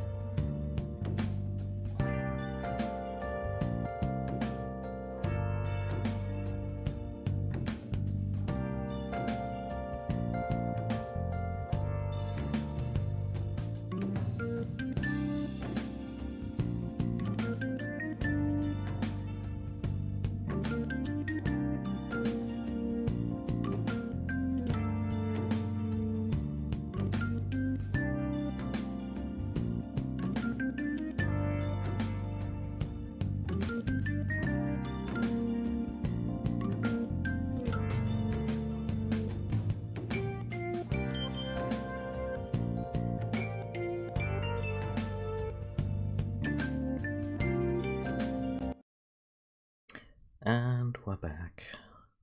Okay, so... and we get immediately roped into a random battle with this one again. And we haven't rested. Locke is almost dead.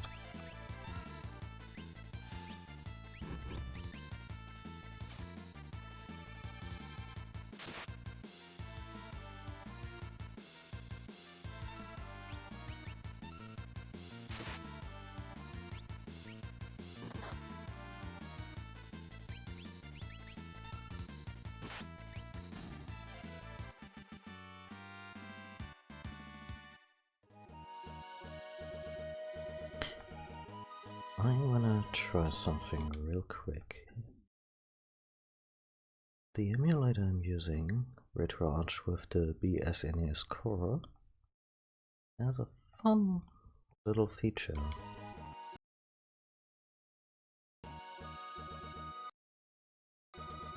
Which is... oh. Oh.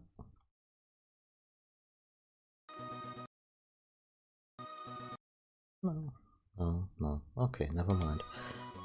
I thought that maybe the overworld was a little, like the houses looked a little stretched and wonky because of the Mod 7 effect, but I guess they just accounted for that when they built this.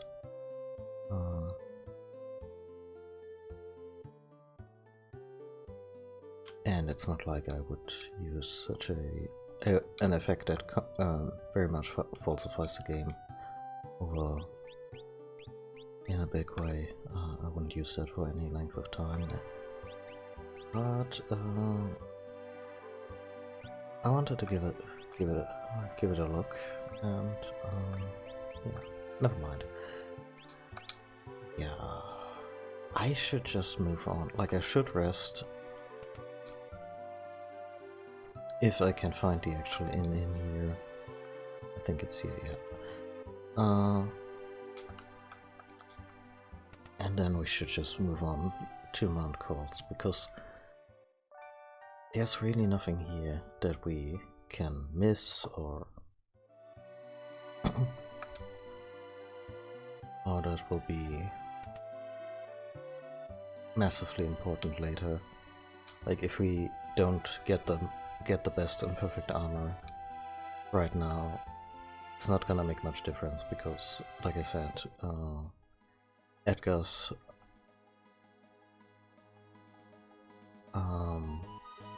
relics, as they call them, his little tools, they are at this point massively overpowered.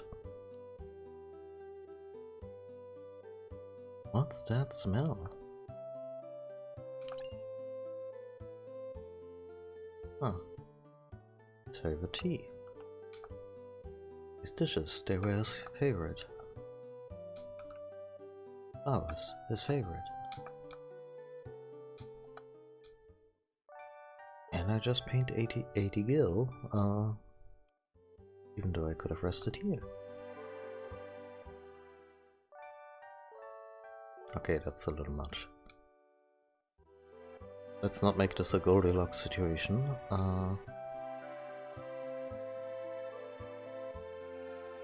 Would Seven be living here?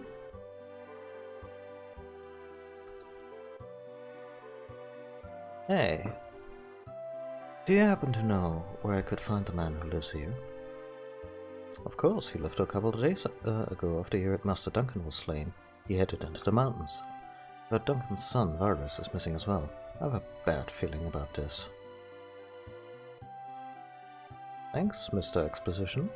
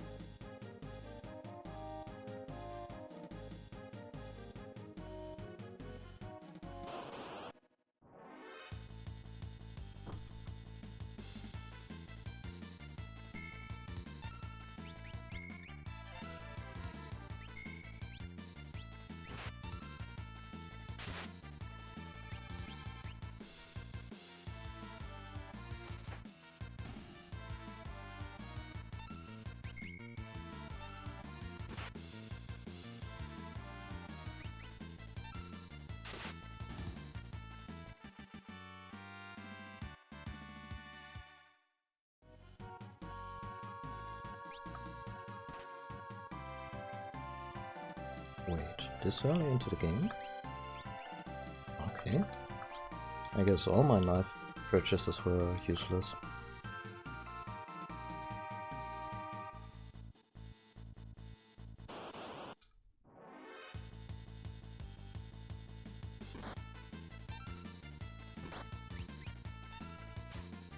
You sons of bitches.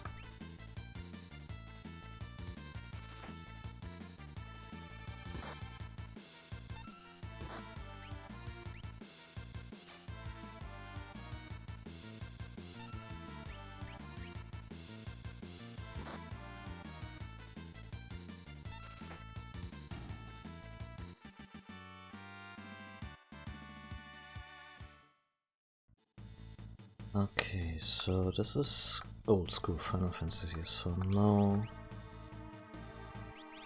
I mean, I have 3 Phoenix Downs and they're really expensive at this turn, but yeah, sure. We have a lot of potions. We should rely on those.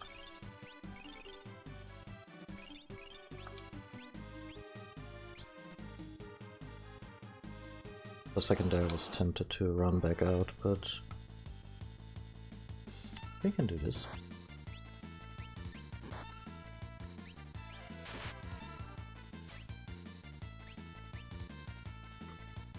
Especially since they're already dishing out high potions.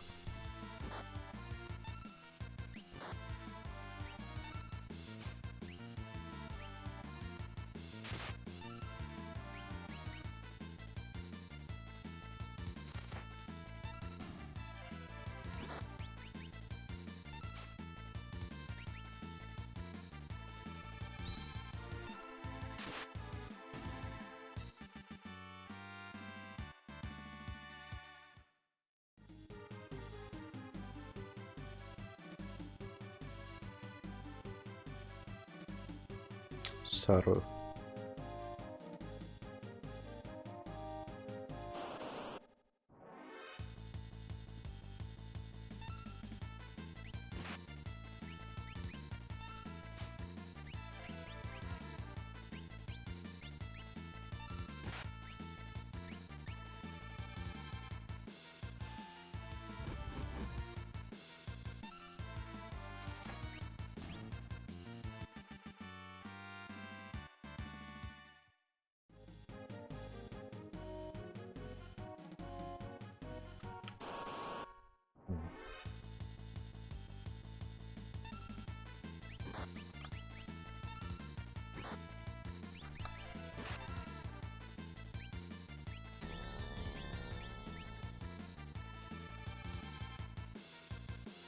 Can I just heal them?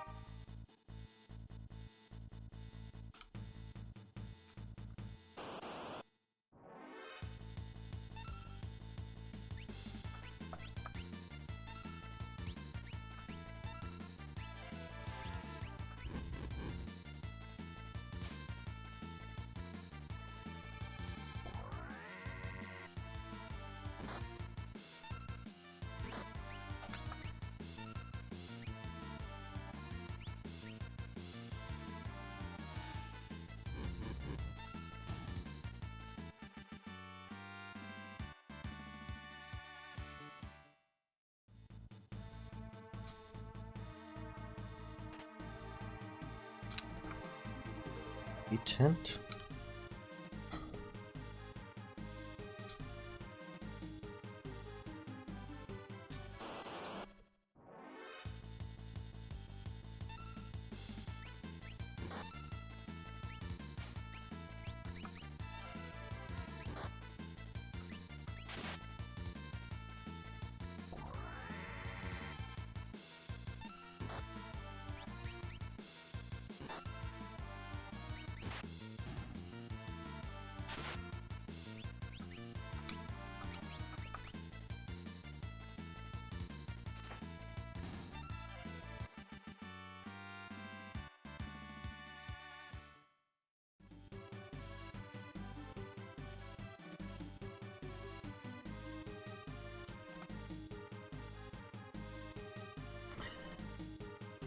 He knows parkour, I guess.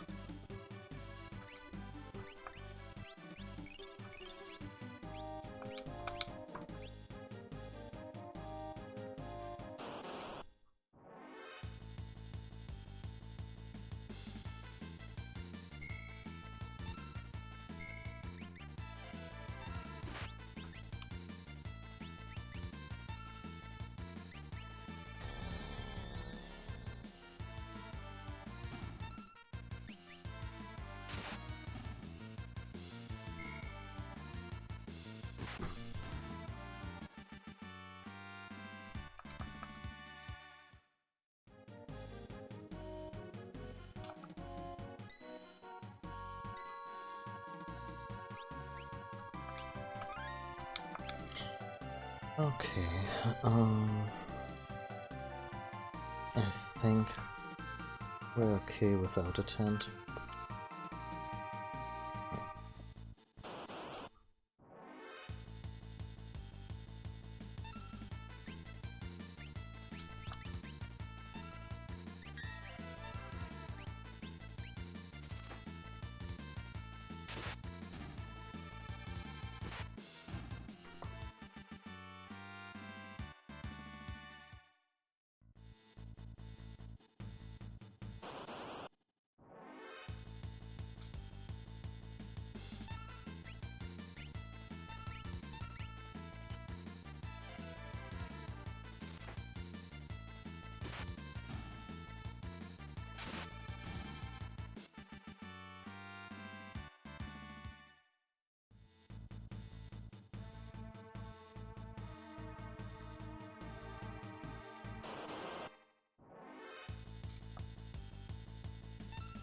That's a lot of dudes.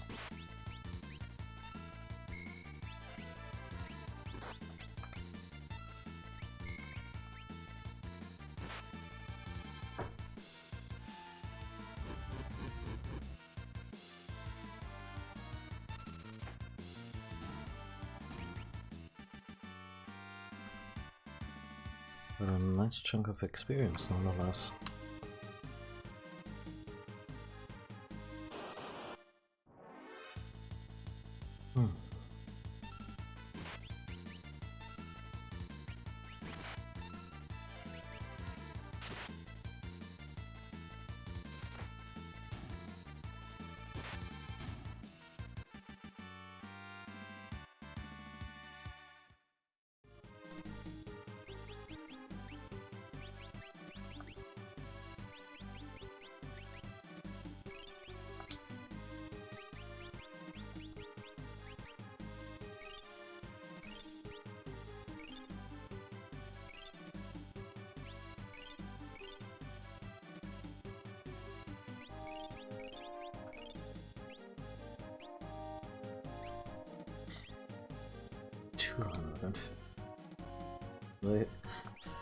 They've been nerfed quite a bit.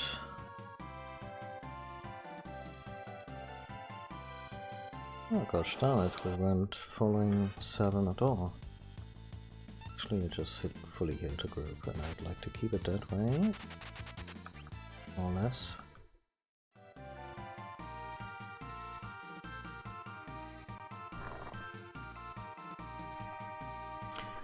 Seven sent you, right? Who are you? 7. Is he here? You were shadowing us earlier, right? What the hell are you talking about? It doesn't matter who you are or where you're from. I will not surrender. Woe is the day you met me. It'll be the last day of your lives. I like how Vargas just casually has 2 bear companions. I mean, that's pretty dope, isn't it?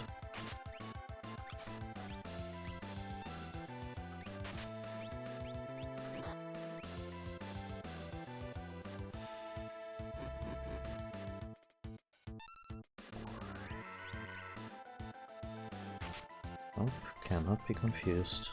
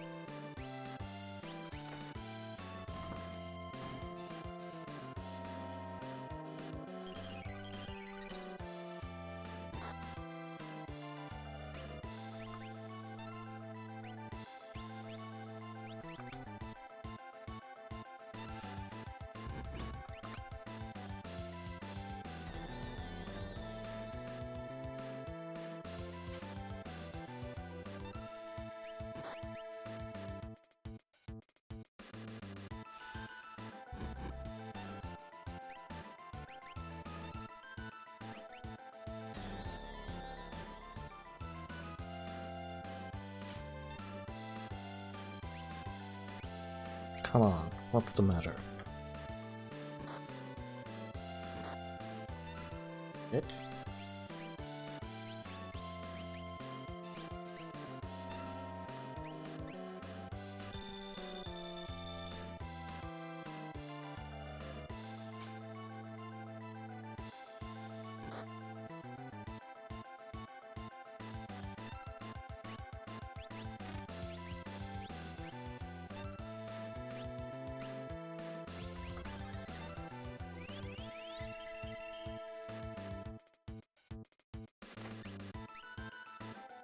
Enough.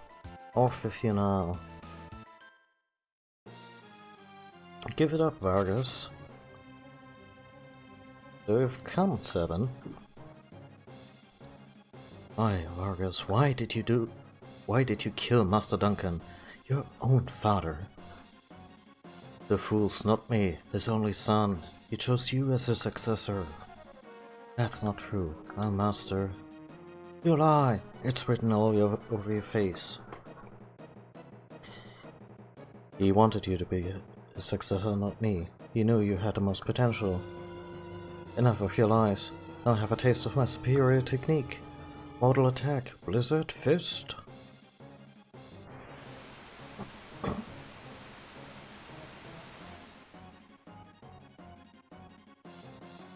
Ah, Seven, the master taught you well.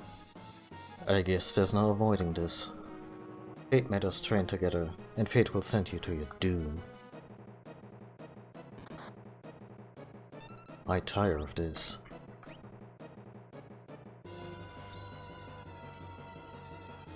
Oh. They haven't really given us the rundown on correct blitz on put, so... Oh, I see claws are back.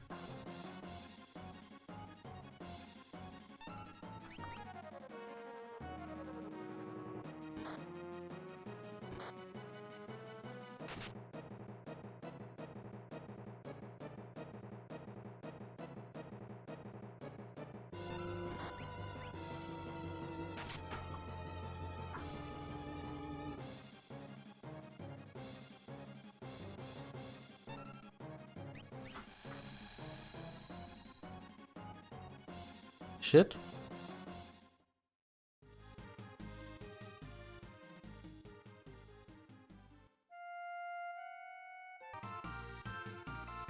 Well, that's an encore for us.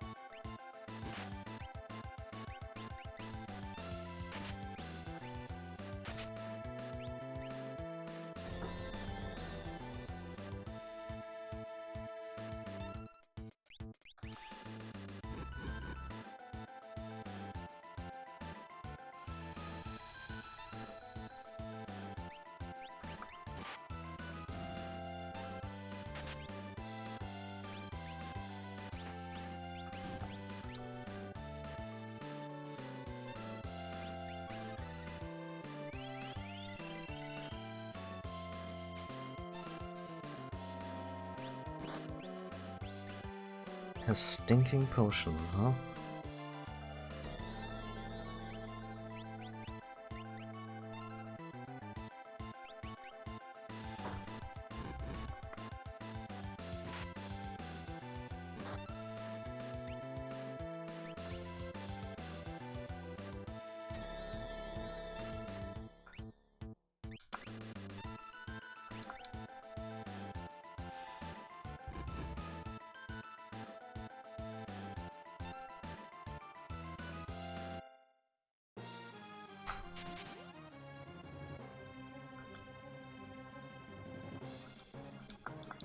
Okay, all this again.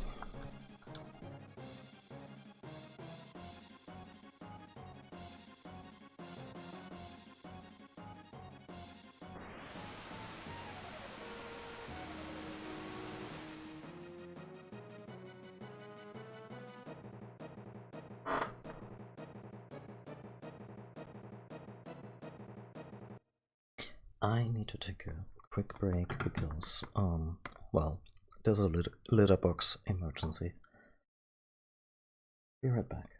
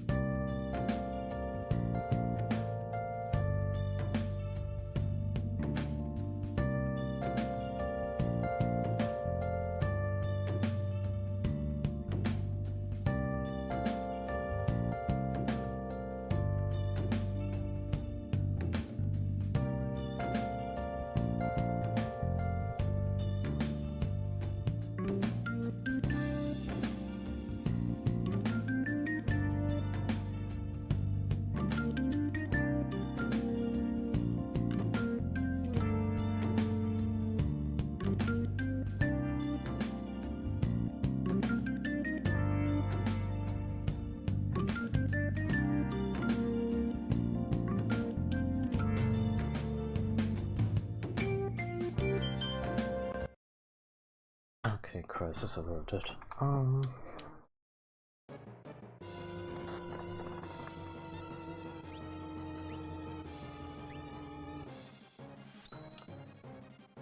I guess, yeah. I guess we just hit him at lunch.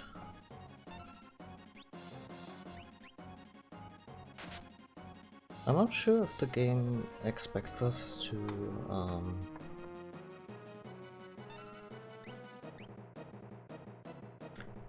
know any of the blitz attacks from the manual. But yeah, this time I'll just try to hit him a bunch of regular attacks and at some point heal. Probably next turn, like this turn. I hope we don't die. We died, but this time I dropped the quick save a little more conveniently.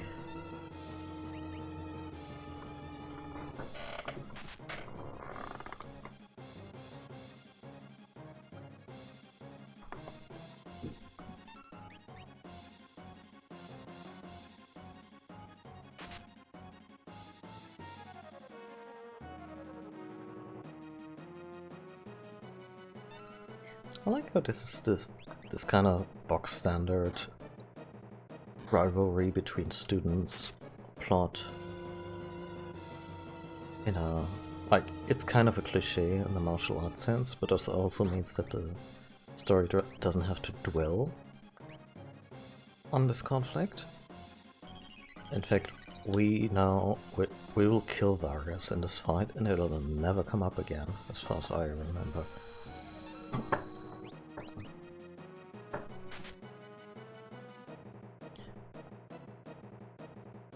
Time to put an end to this. The Master's teachings. Must use a blitz technique. Choose blitz. Press the control pad left, right, left. Left, right, left, and press the A button.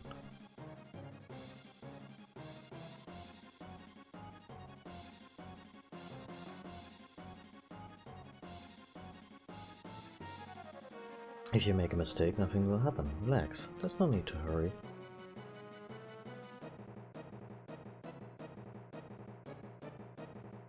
I mean, yes, there is a need to hurry because we have literally...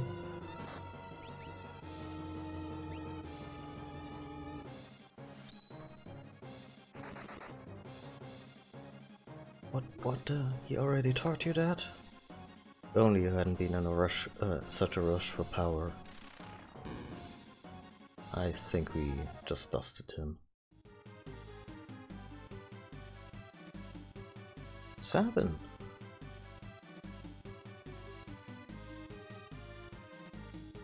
Big brother? The brothers are reunited. You're his brother. At first glance I thought he was some bodybuilding bear who had strayed from his gym. I mean, that too? Bodybuilding bear? I'll take that as a compliment. Anyway, brother, what are you doing here? On the way to Saber Mountains, to the Returner's hideout, no doubt. Been watching from afar, hoping that the world might regain some sanity. At this rate, I was afraid Figaro would be reduced to a puppet state. Our time to strike back has arrived. The Empire is going to pay for what it has done. I am no longer their lapdog. Think a bear like me could help you in a fight? You'd join us, Sabin?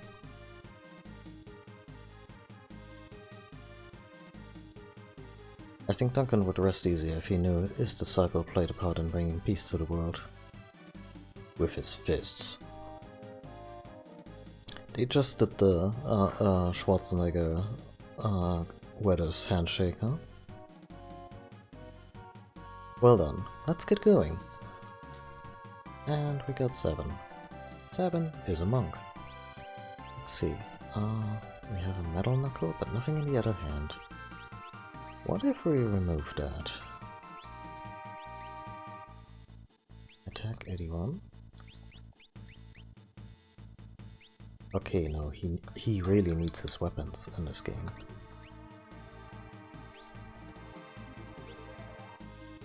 I guess the traditional...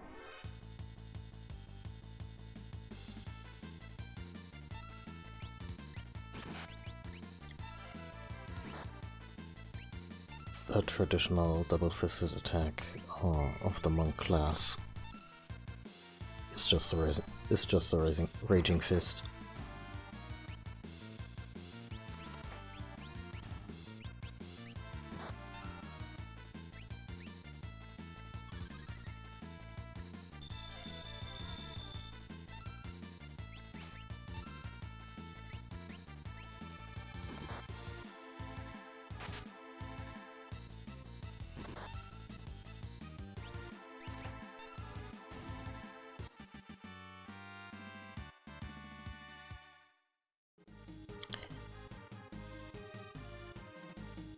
Say, Edgar, with all you can do, you'd be fine on the back row.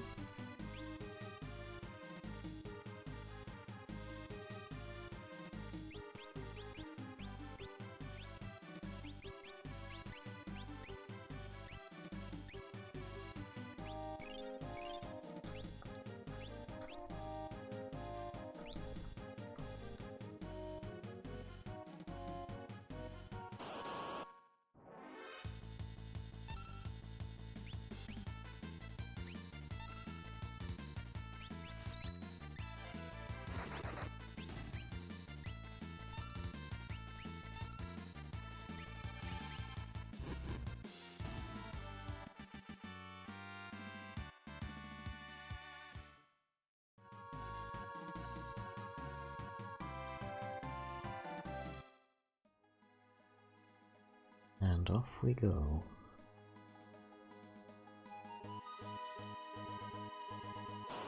Well, I think we already made it to Returners, huh?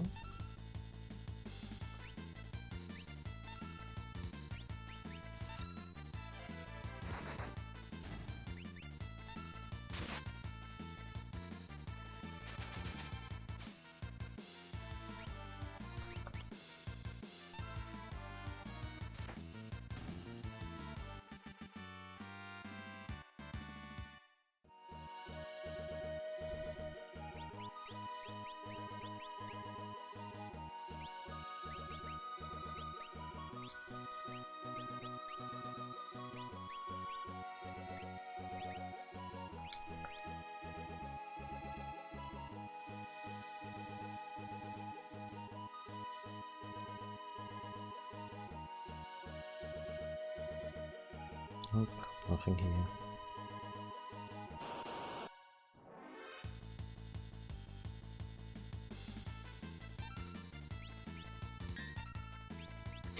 I want to figure out if the auto crossbow is really as effective from the back row as I hope. Yeah, it totally is. Meaning he gets to keep the Knight's Honor. Because on the back row he'll take less damage. So, soaking damage for the players, for the characters, will come easier to him. King Edgar, this way please.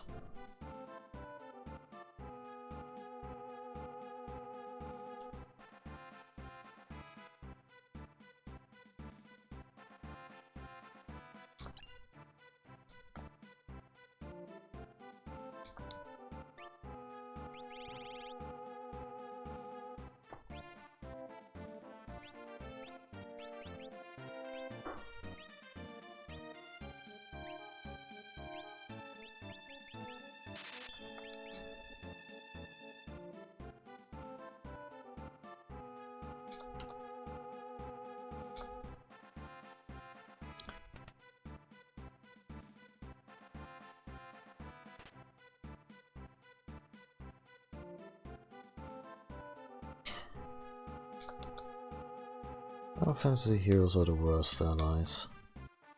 Friendly castle? Looted.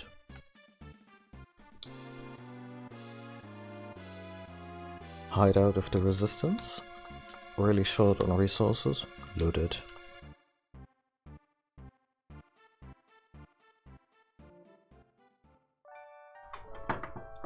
Okay. So what I'm going to do is...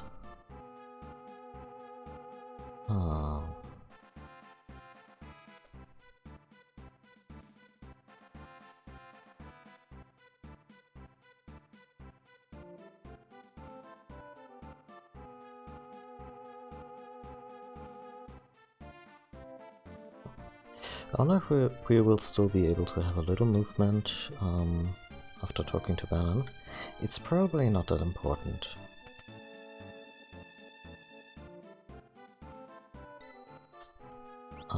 But I kinda wanna end the session in a way where I can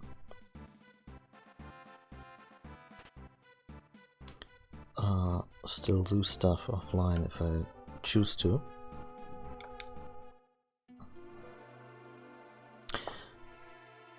Banon, we brought the girl with us. Is this the girl who React took with the Esper? Esper? Seemed the Empire had complete control over her. Carrier pigeons brought word that she wiped out 50 of the Empire's best soldiers in a few minutes. Oh, that can't be true. Terra. Banon, for heaven's sake, she doesn't remember anything. Hiding from the truth won't change it. Perhaps you've heard the story. Once when people were pure and innocent, there was a box they were told never to open, but one man went and opened it anyway. He unleashed all the evils of the world: envy, greed, pride, violence, control.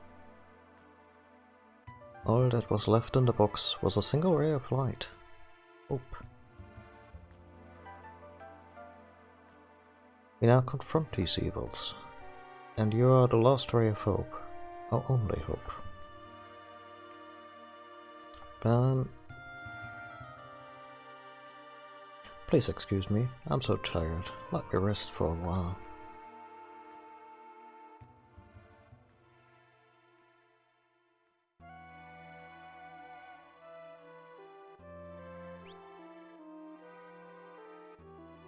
The Empire took away someone important from me. I've hated them ever since. I joined the Returners when I realized the Empire was rotten to the core. I wanted to make a difference. But I have no one significant in my life. No family or friends. That's not entirely true. Besides, I'm sure there are people who feel you're important to them. They're counting on you.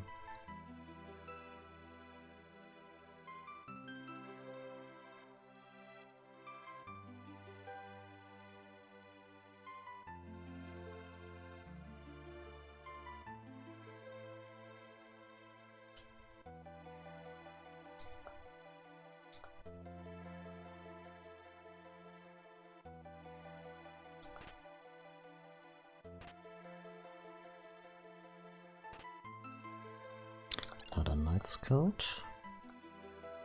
That's good. 7 can use one of these.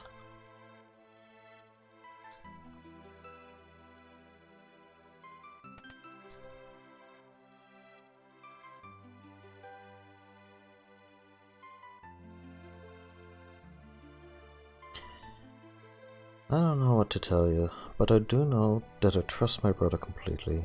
He's always been fair and honest with me ever since we were kids. You can trust him too, Terra. But don't you dare tell him I said it. The Empire is attacking and killing returners everywhere. We have to discover some means of fighting back, or...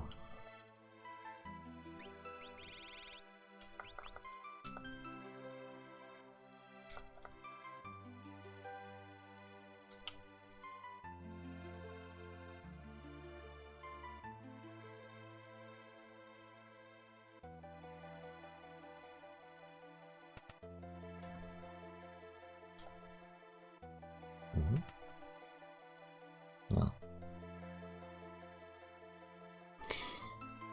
It's kind of tough asking so much of you. If we push too hard and force our deals on you, we're not different than the Empire. So we want you to make up your own mind.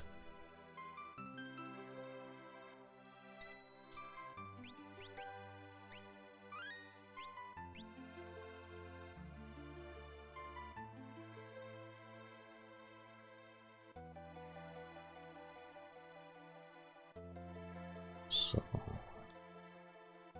I think we have to go out front.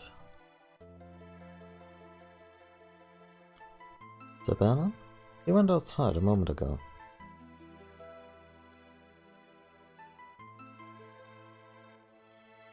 Have you made a decision? Will you become our last ray of hope? I wonder. I see. Just gets sends you back in. You will, really. But I'm scared. The uncertainty you feel is only natural. Please, Terra, I'd like you to have this. What is this? A lucky charm. Take it. I have a plan. Please get everyone together in the main hall.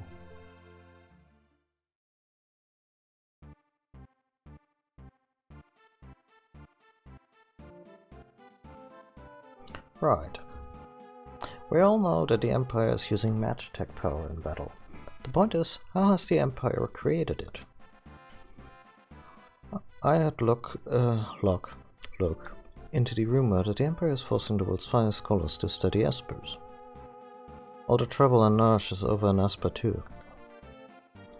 You mean there's some connection between espers and Magitech? Espers and Magitech, only one possible link comes to mind. You mean... Indeed, the ancient war of the Magi. No, it can't be. My grandma used to tell me bedtime stories. Could they have been true? Could that ancient tragedy be playing out once again? It's just speculation. Our historical studies have provided a number of conflicting and frightening theories. According to one theory, humans were imbued with powers drained from espers. So that's what magic power is. But the only way to fight the Empire is with the power of magic ourselves. Oh, that's how the War of the Magi is said to have started. And what do we do? Perhaps we could communicate with an Esper. With an Esper? It's risky, but if we could yet I could get Terra to react with the Esper again. It might just awaken. I wonder if that's wise. Who can say? Regardless, we need Terra's help. Terra... I'll do it. I'm not entirely sure that I understand the plan, but what the heck. It sounds like fun. What was that? That noise just now? Emergency, Sir Bannon.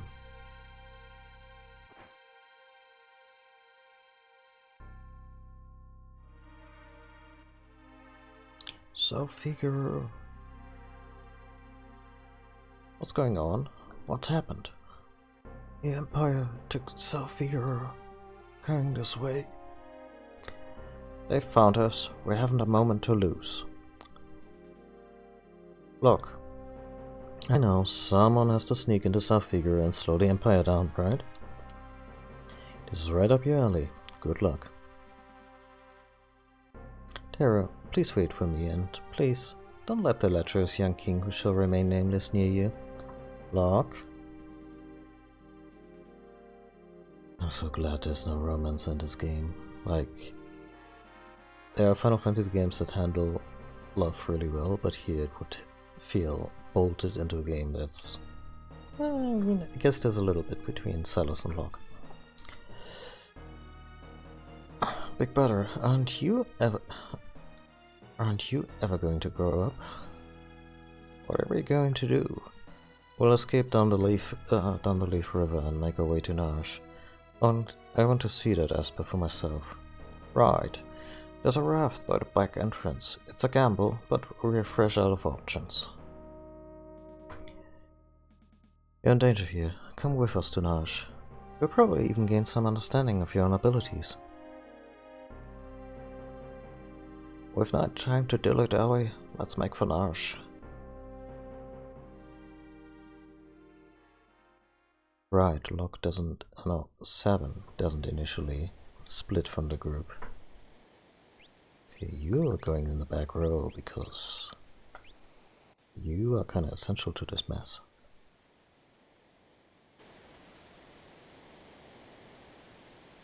Okay, yeah, I think we have time for the rapids.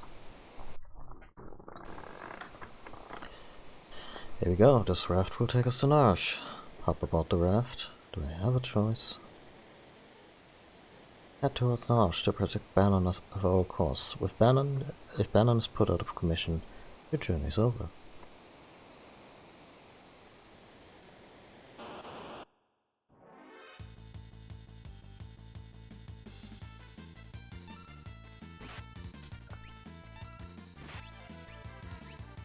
Right, here's the prey option. Oh.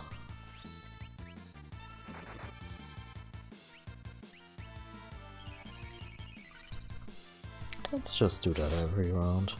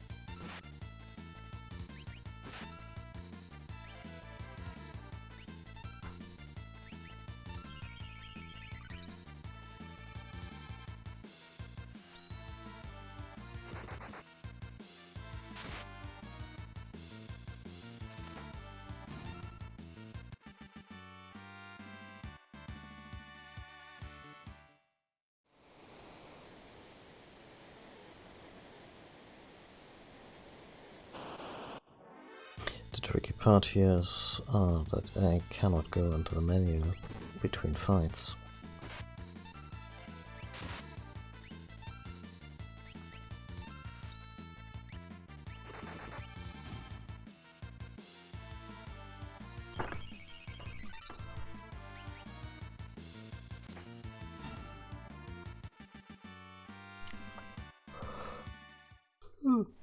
Excuse me.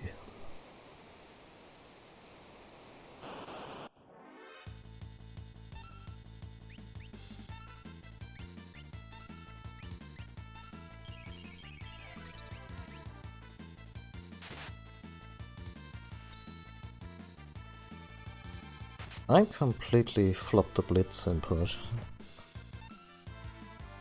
It's gonna be interesting throughout the game. I like Sabin as a character and he's really powerful, but his Blitz inputs are obviously... they don't lend themselves to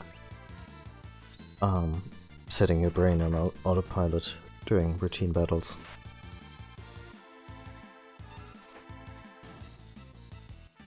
Because there's also very little point to have him in a group when you're not gonna take advantage of the blitzes. Anyway.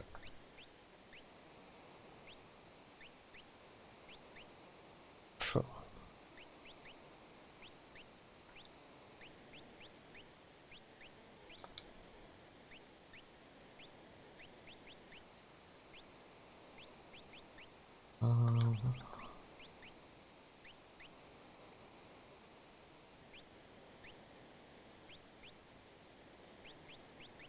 Actually, she has the strongest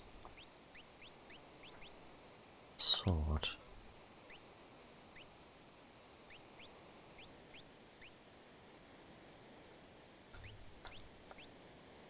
Let's give her that gauntlet.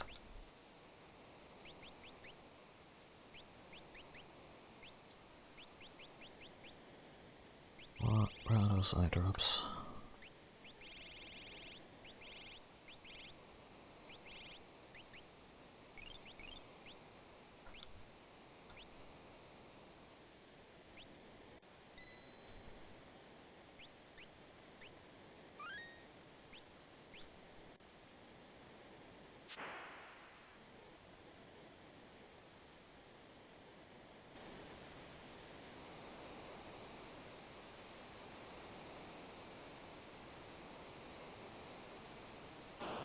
I think that was...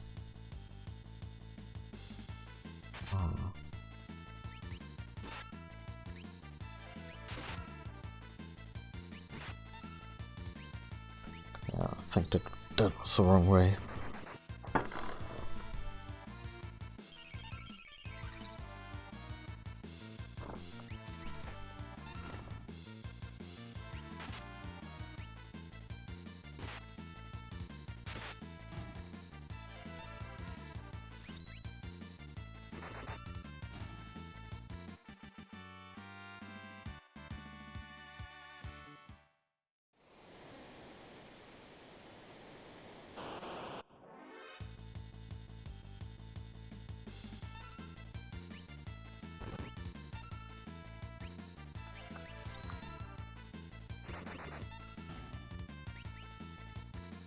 Well, if he still finds his prayer beads while being blinded, I'm not too concerned.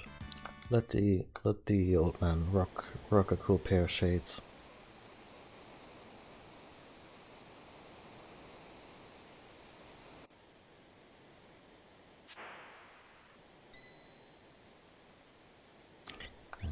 Might as well, right? Oh, actually, no. I really shouldn't. I only have 3 of them, and one of my actual damage dealers might need them in a little bit.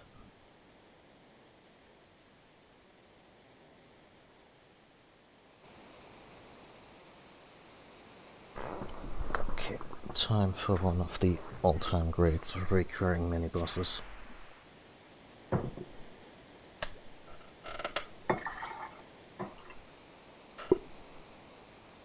Hey, what have we got here?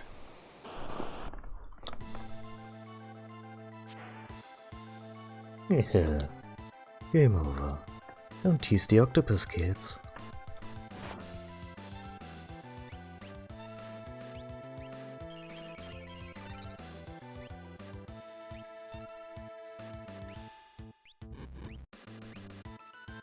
Ouch!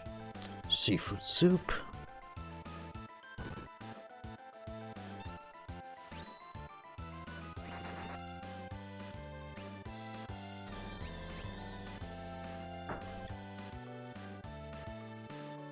Delicious morsel.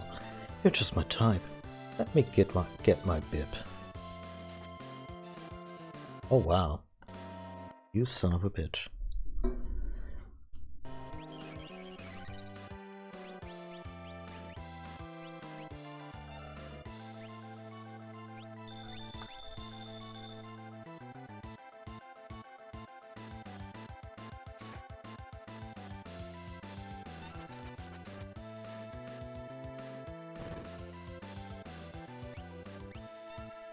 Fucking Ultras.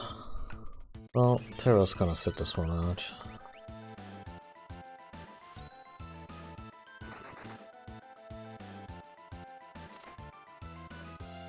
Muscleheads.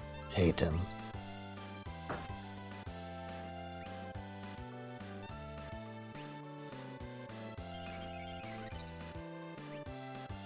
And I forgot about correct Blitz and Pit again.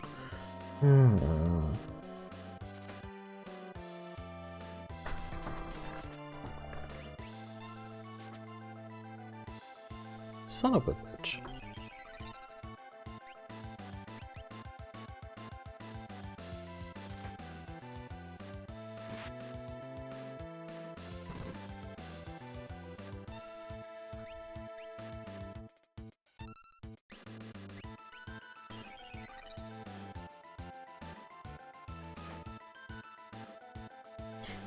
You frighten me.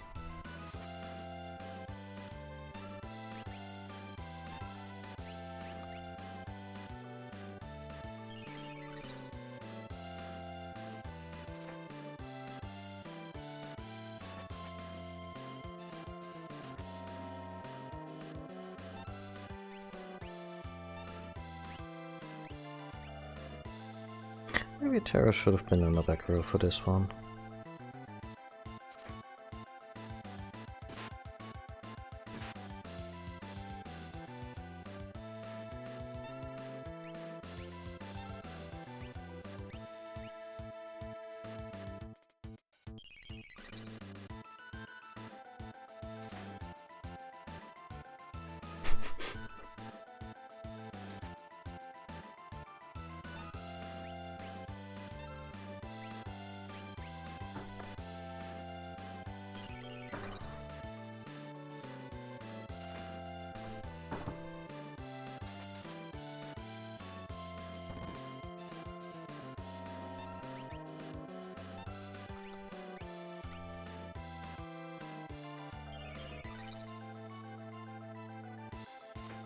Okay, I didn't quite get to the... That's all, friends. Ah, that was better. I guess we thrashed it. Don't bet on it. It's probably just hiding from us. Ew! Something stuck to my leg. Terra, get away from there. It's alright now. Hey, dumb freak. I'm gonna smash it with a blitz. No, 7. Out of my way, brother. Yeah, 7 may be a bit of a hothead. Always been a tad zealous. 7? He'll be fine. You sure he's okay, Bannon? You should know better than any of us. Any moment and he'll flop up right back onto the raft. What the? You missed the onto the raft part? Huh. 7? 7, take care of yourself.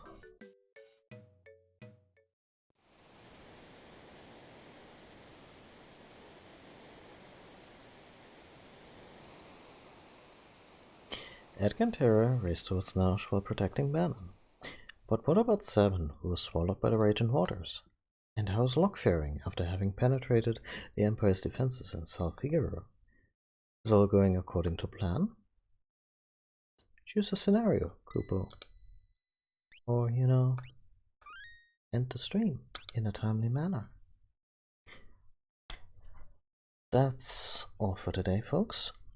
If you want to know what happens to Locke, to Sabin, to Terra and Edgar, and I suppose Bannon, you'll have to tune in next time. Same bad channel, same bad hour.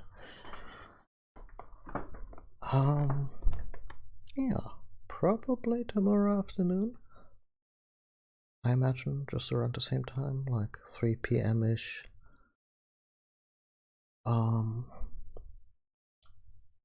Maybe earlier. I don't know. If you want to be alerted to this, you can be. You can be by way of following here on Twitch or on Twitter and Mastodon, where I always post when I go online. And yeah, I hope you all had a good time. I'm still enjoying the hell out of this game. I love it a lot, and I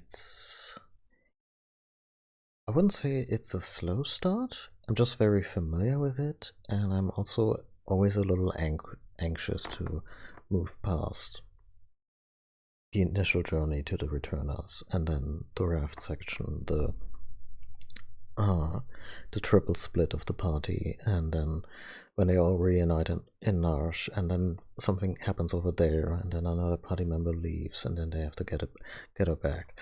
And yeah, it's a whole thing, and it takes a while for the party to gel as a cohesive unit, which I guess for a group of adventurers who don't know each other, and some of them may have reason to distrust each other, sure, that absolutely works out.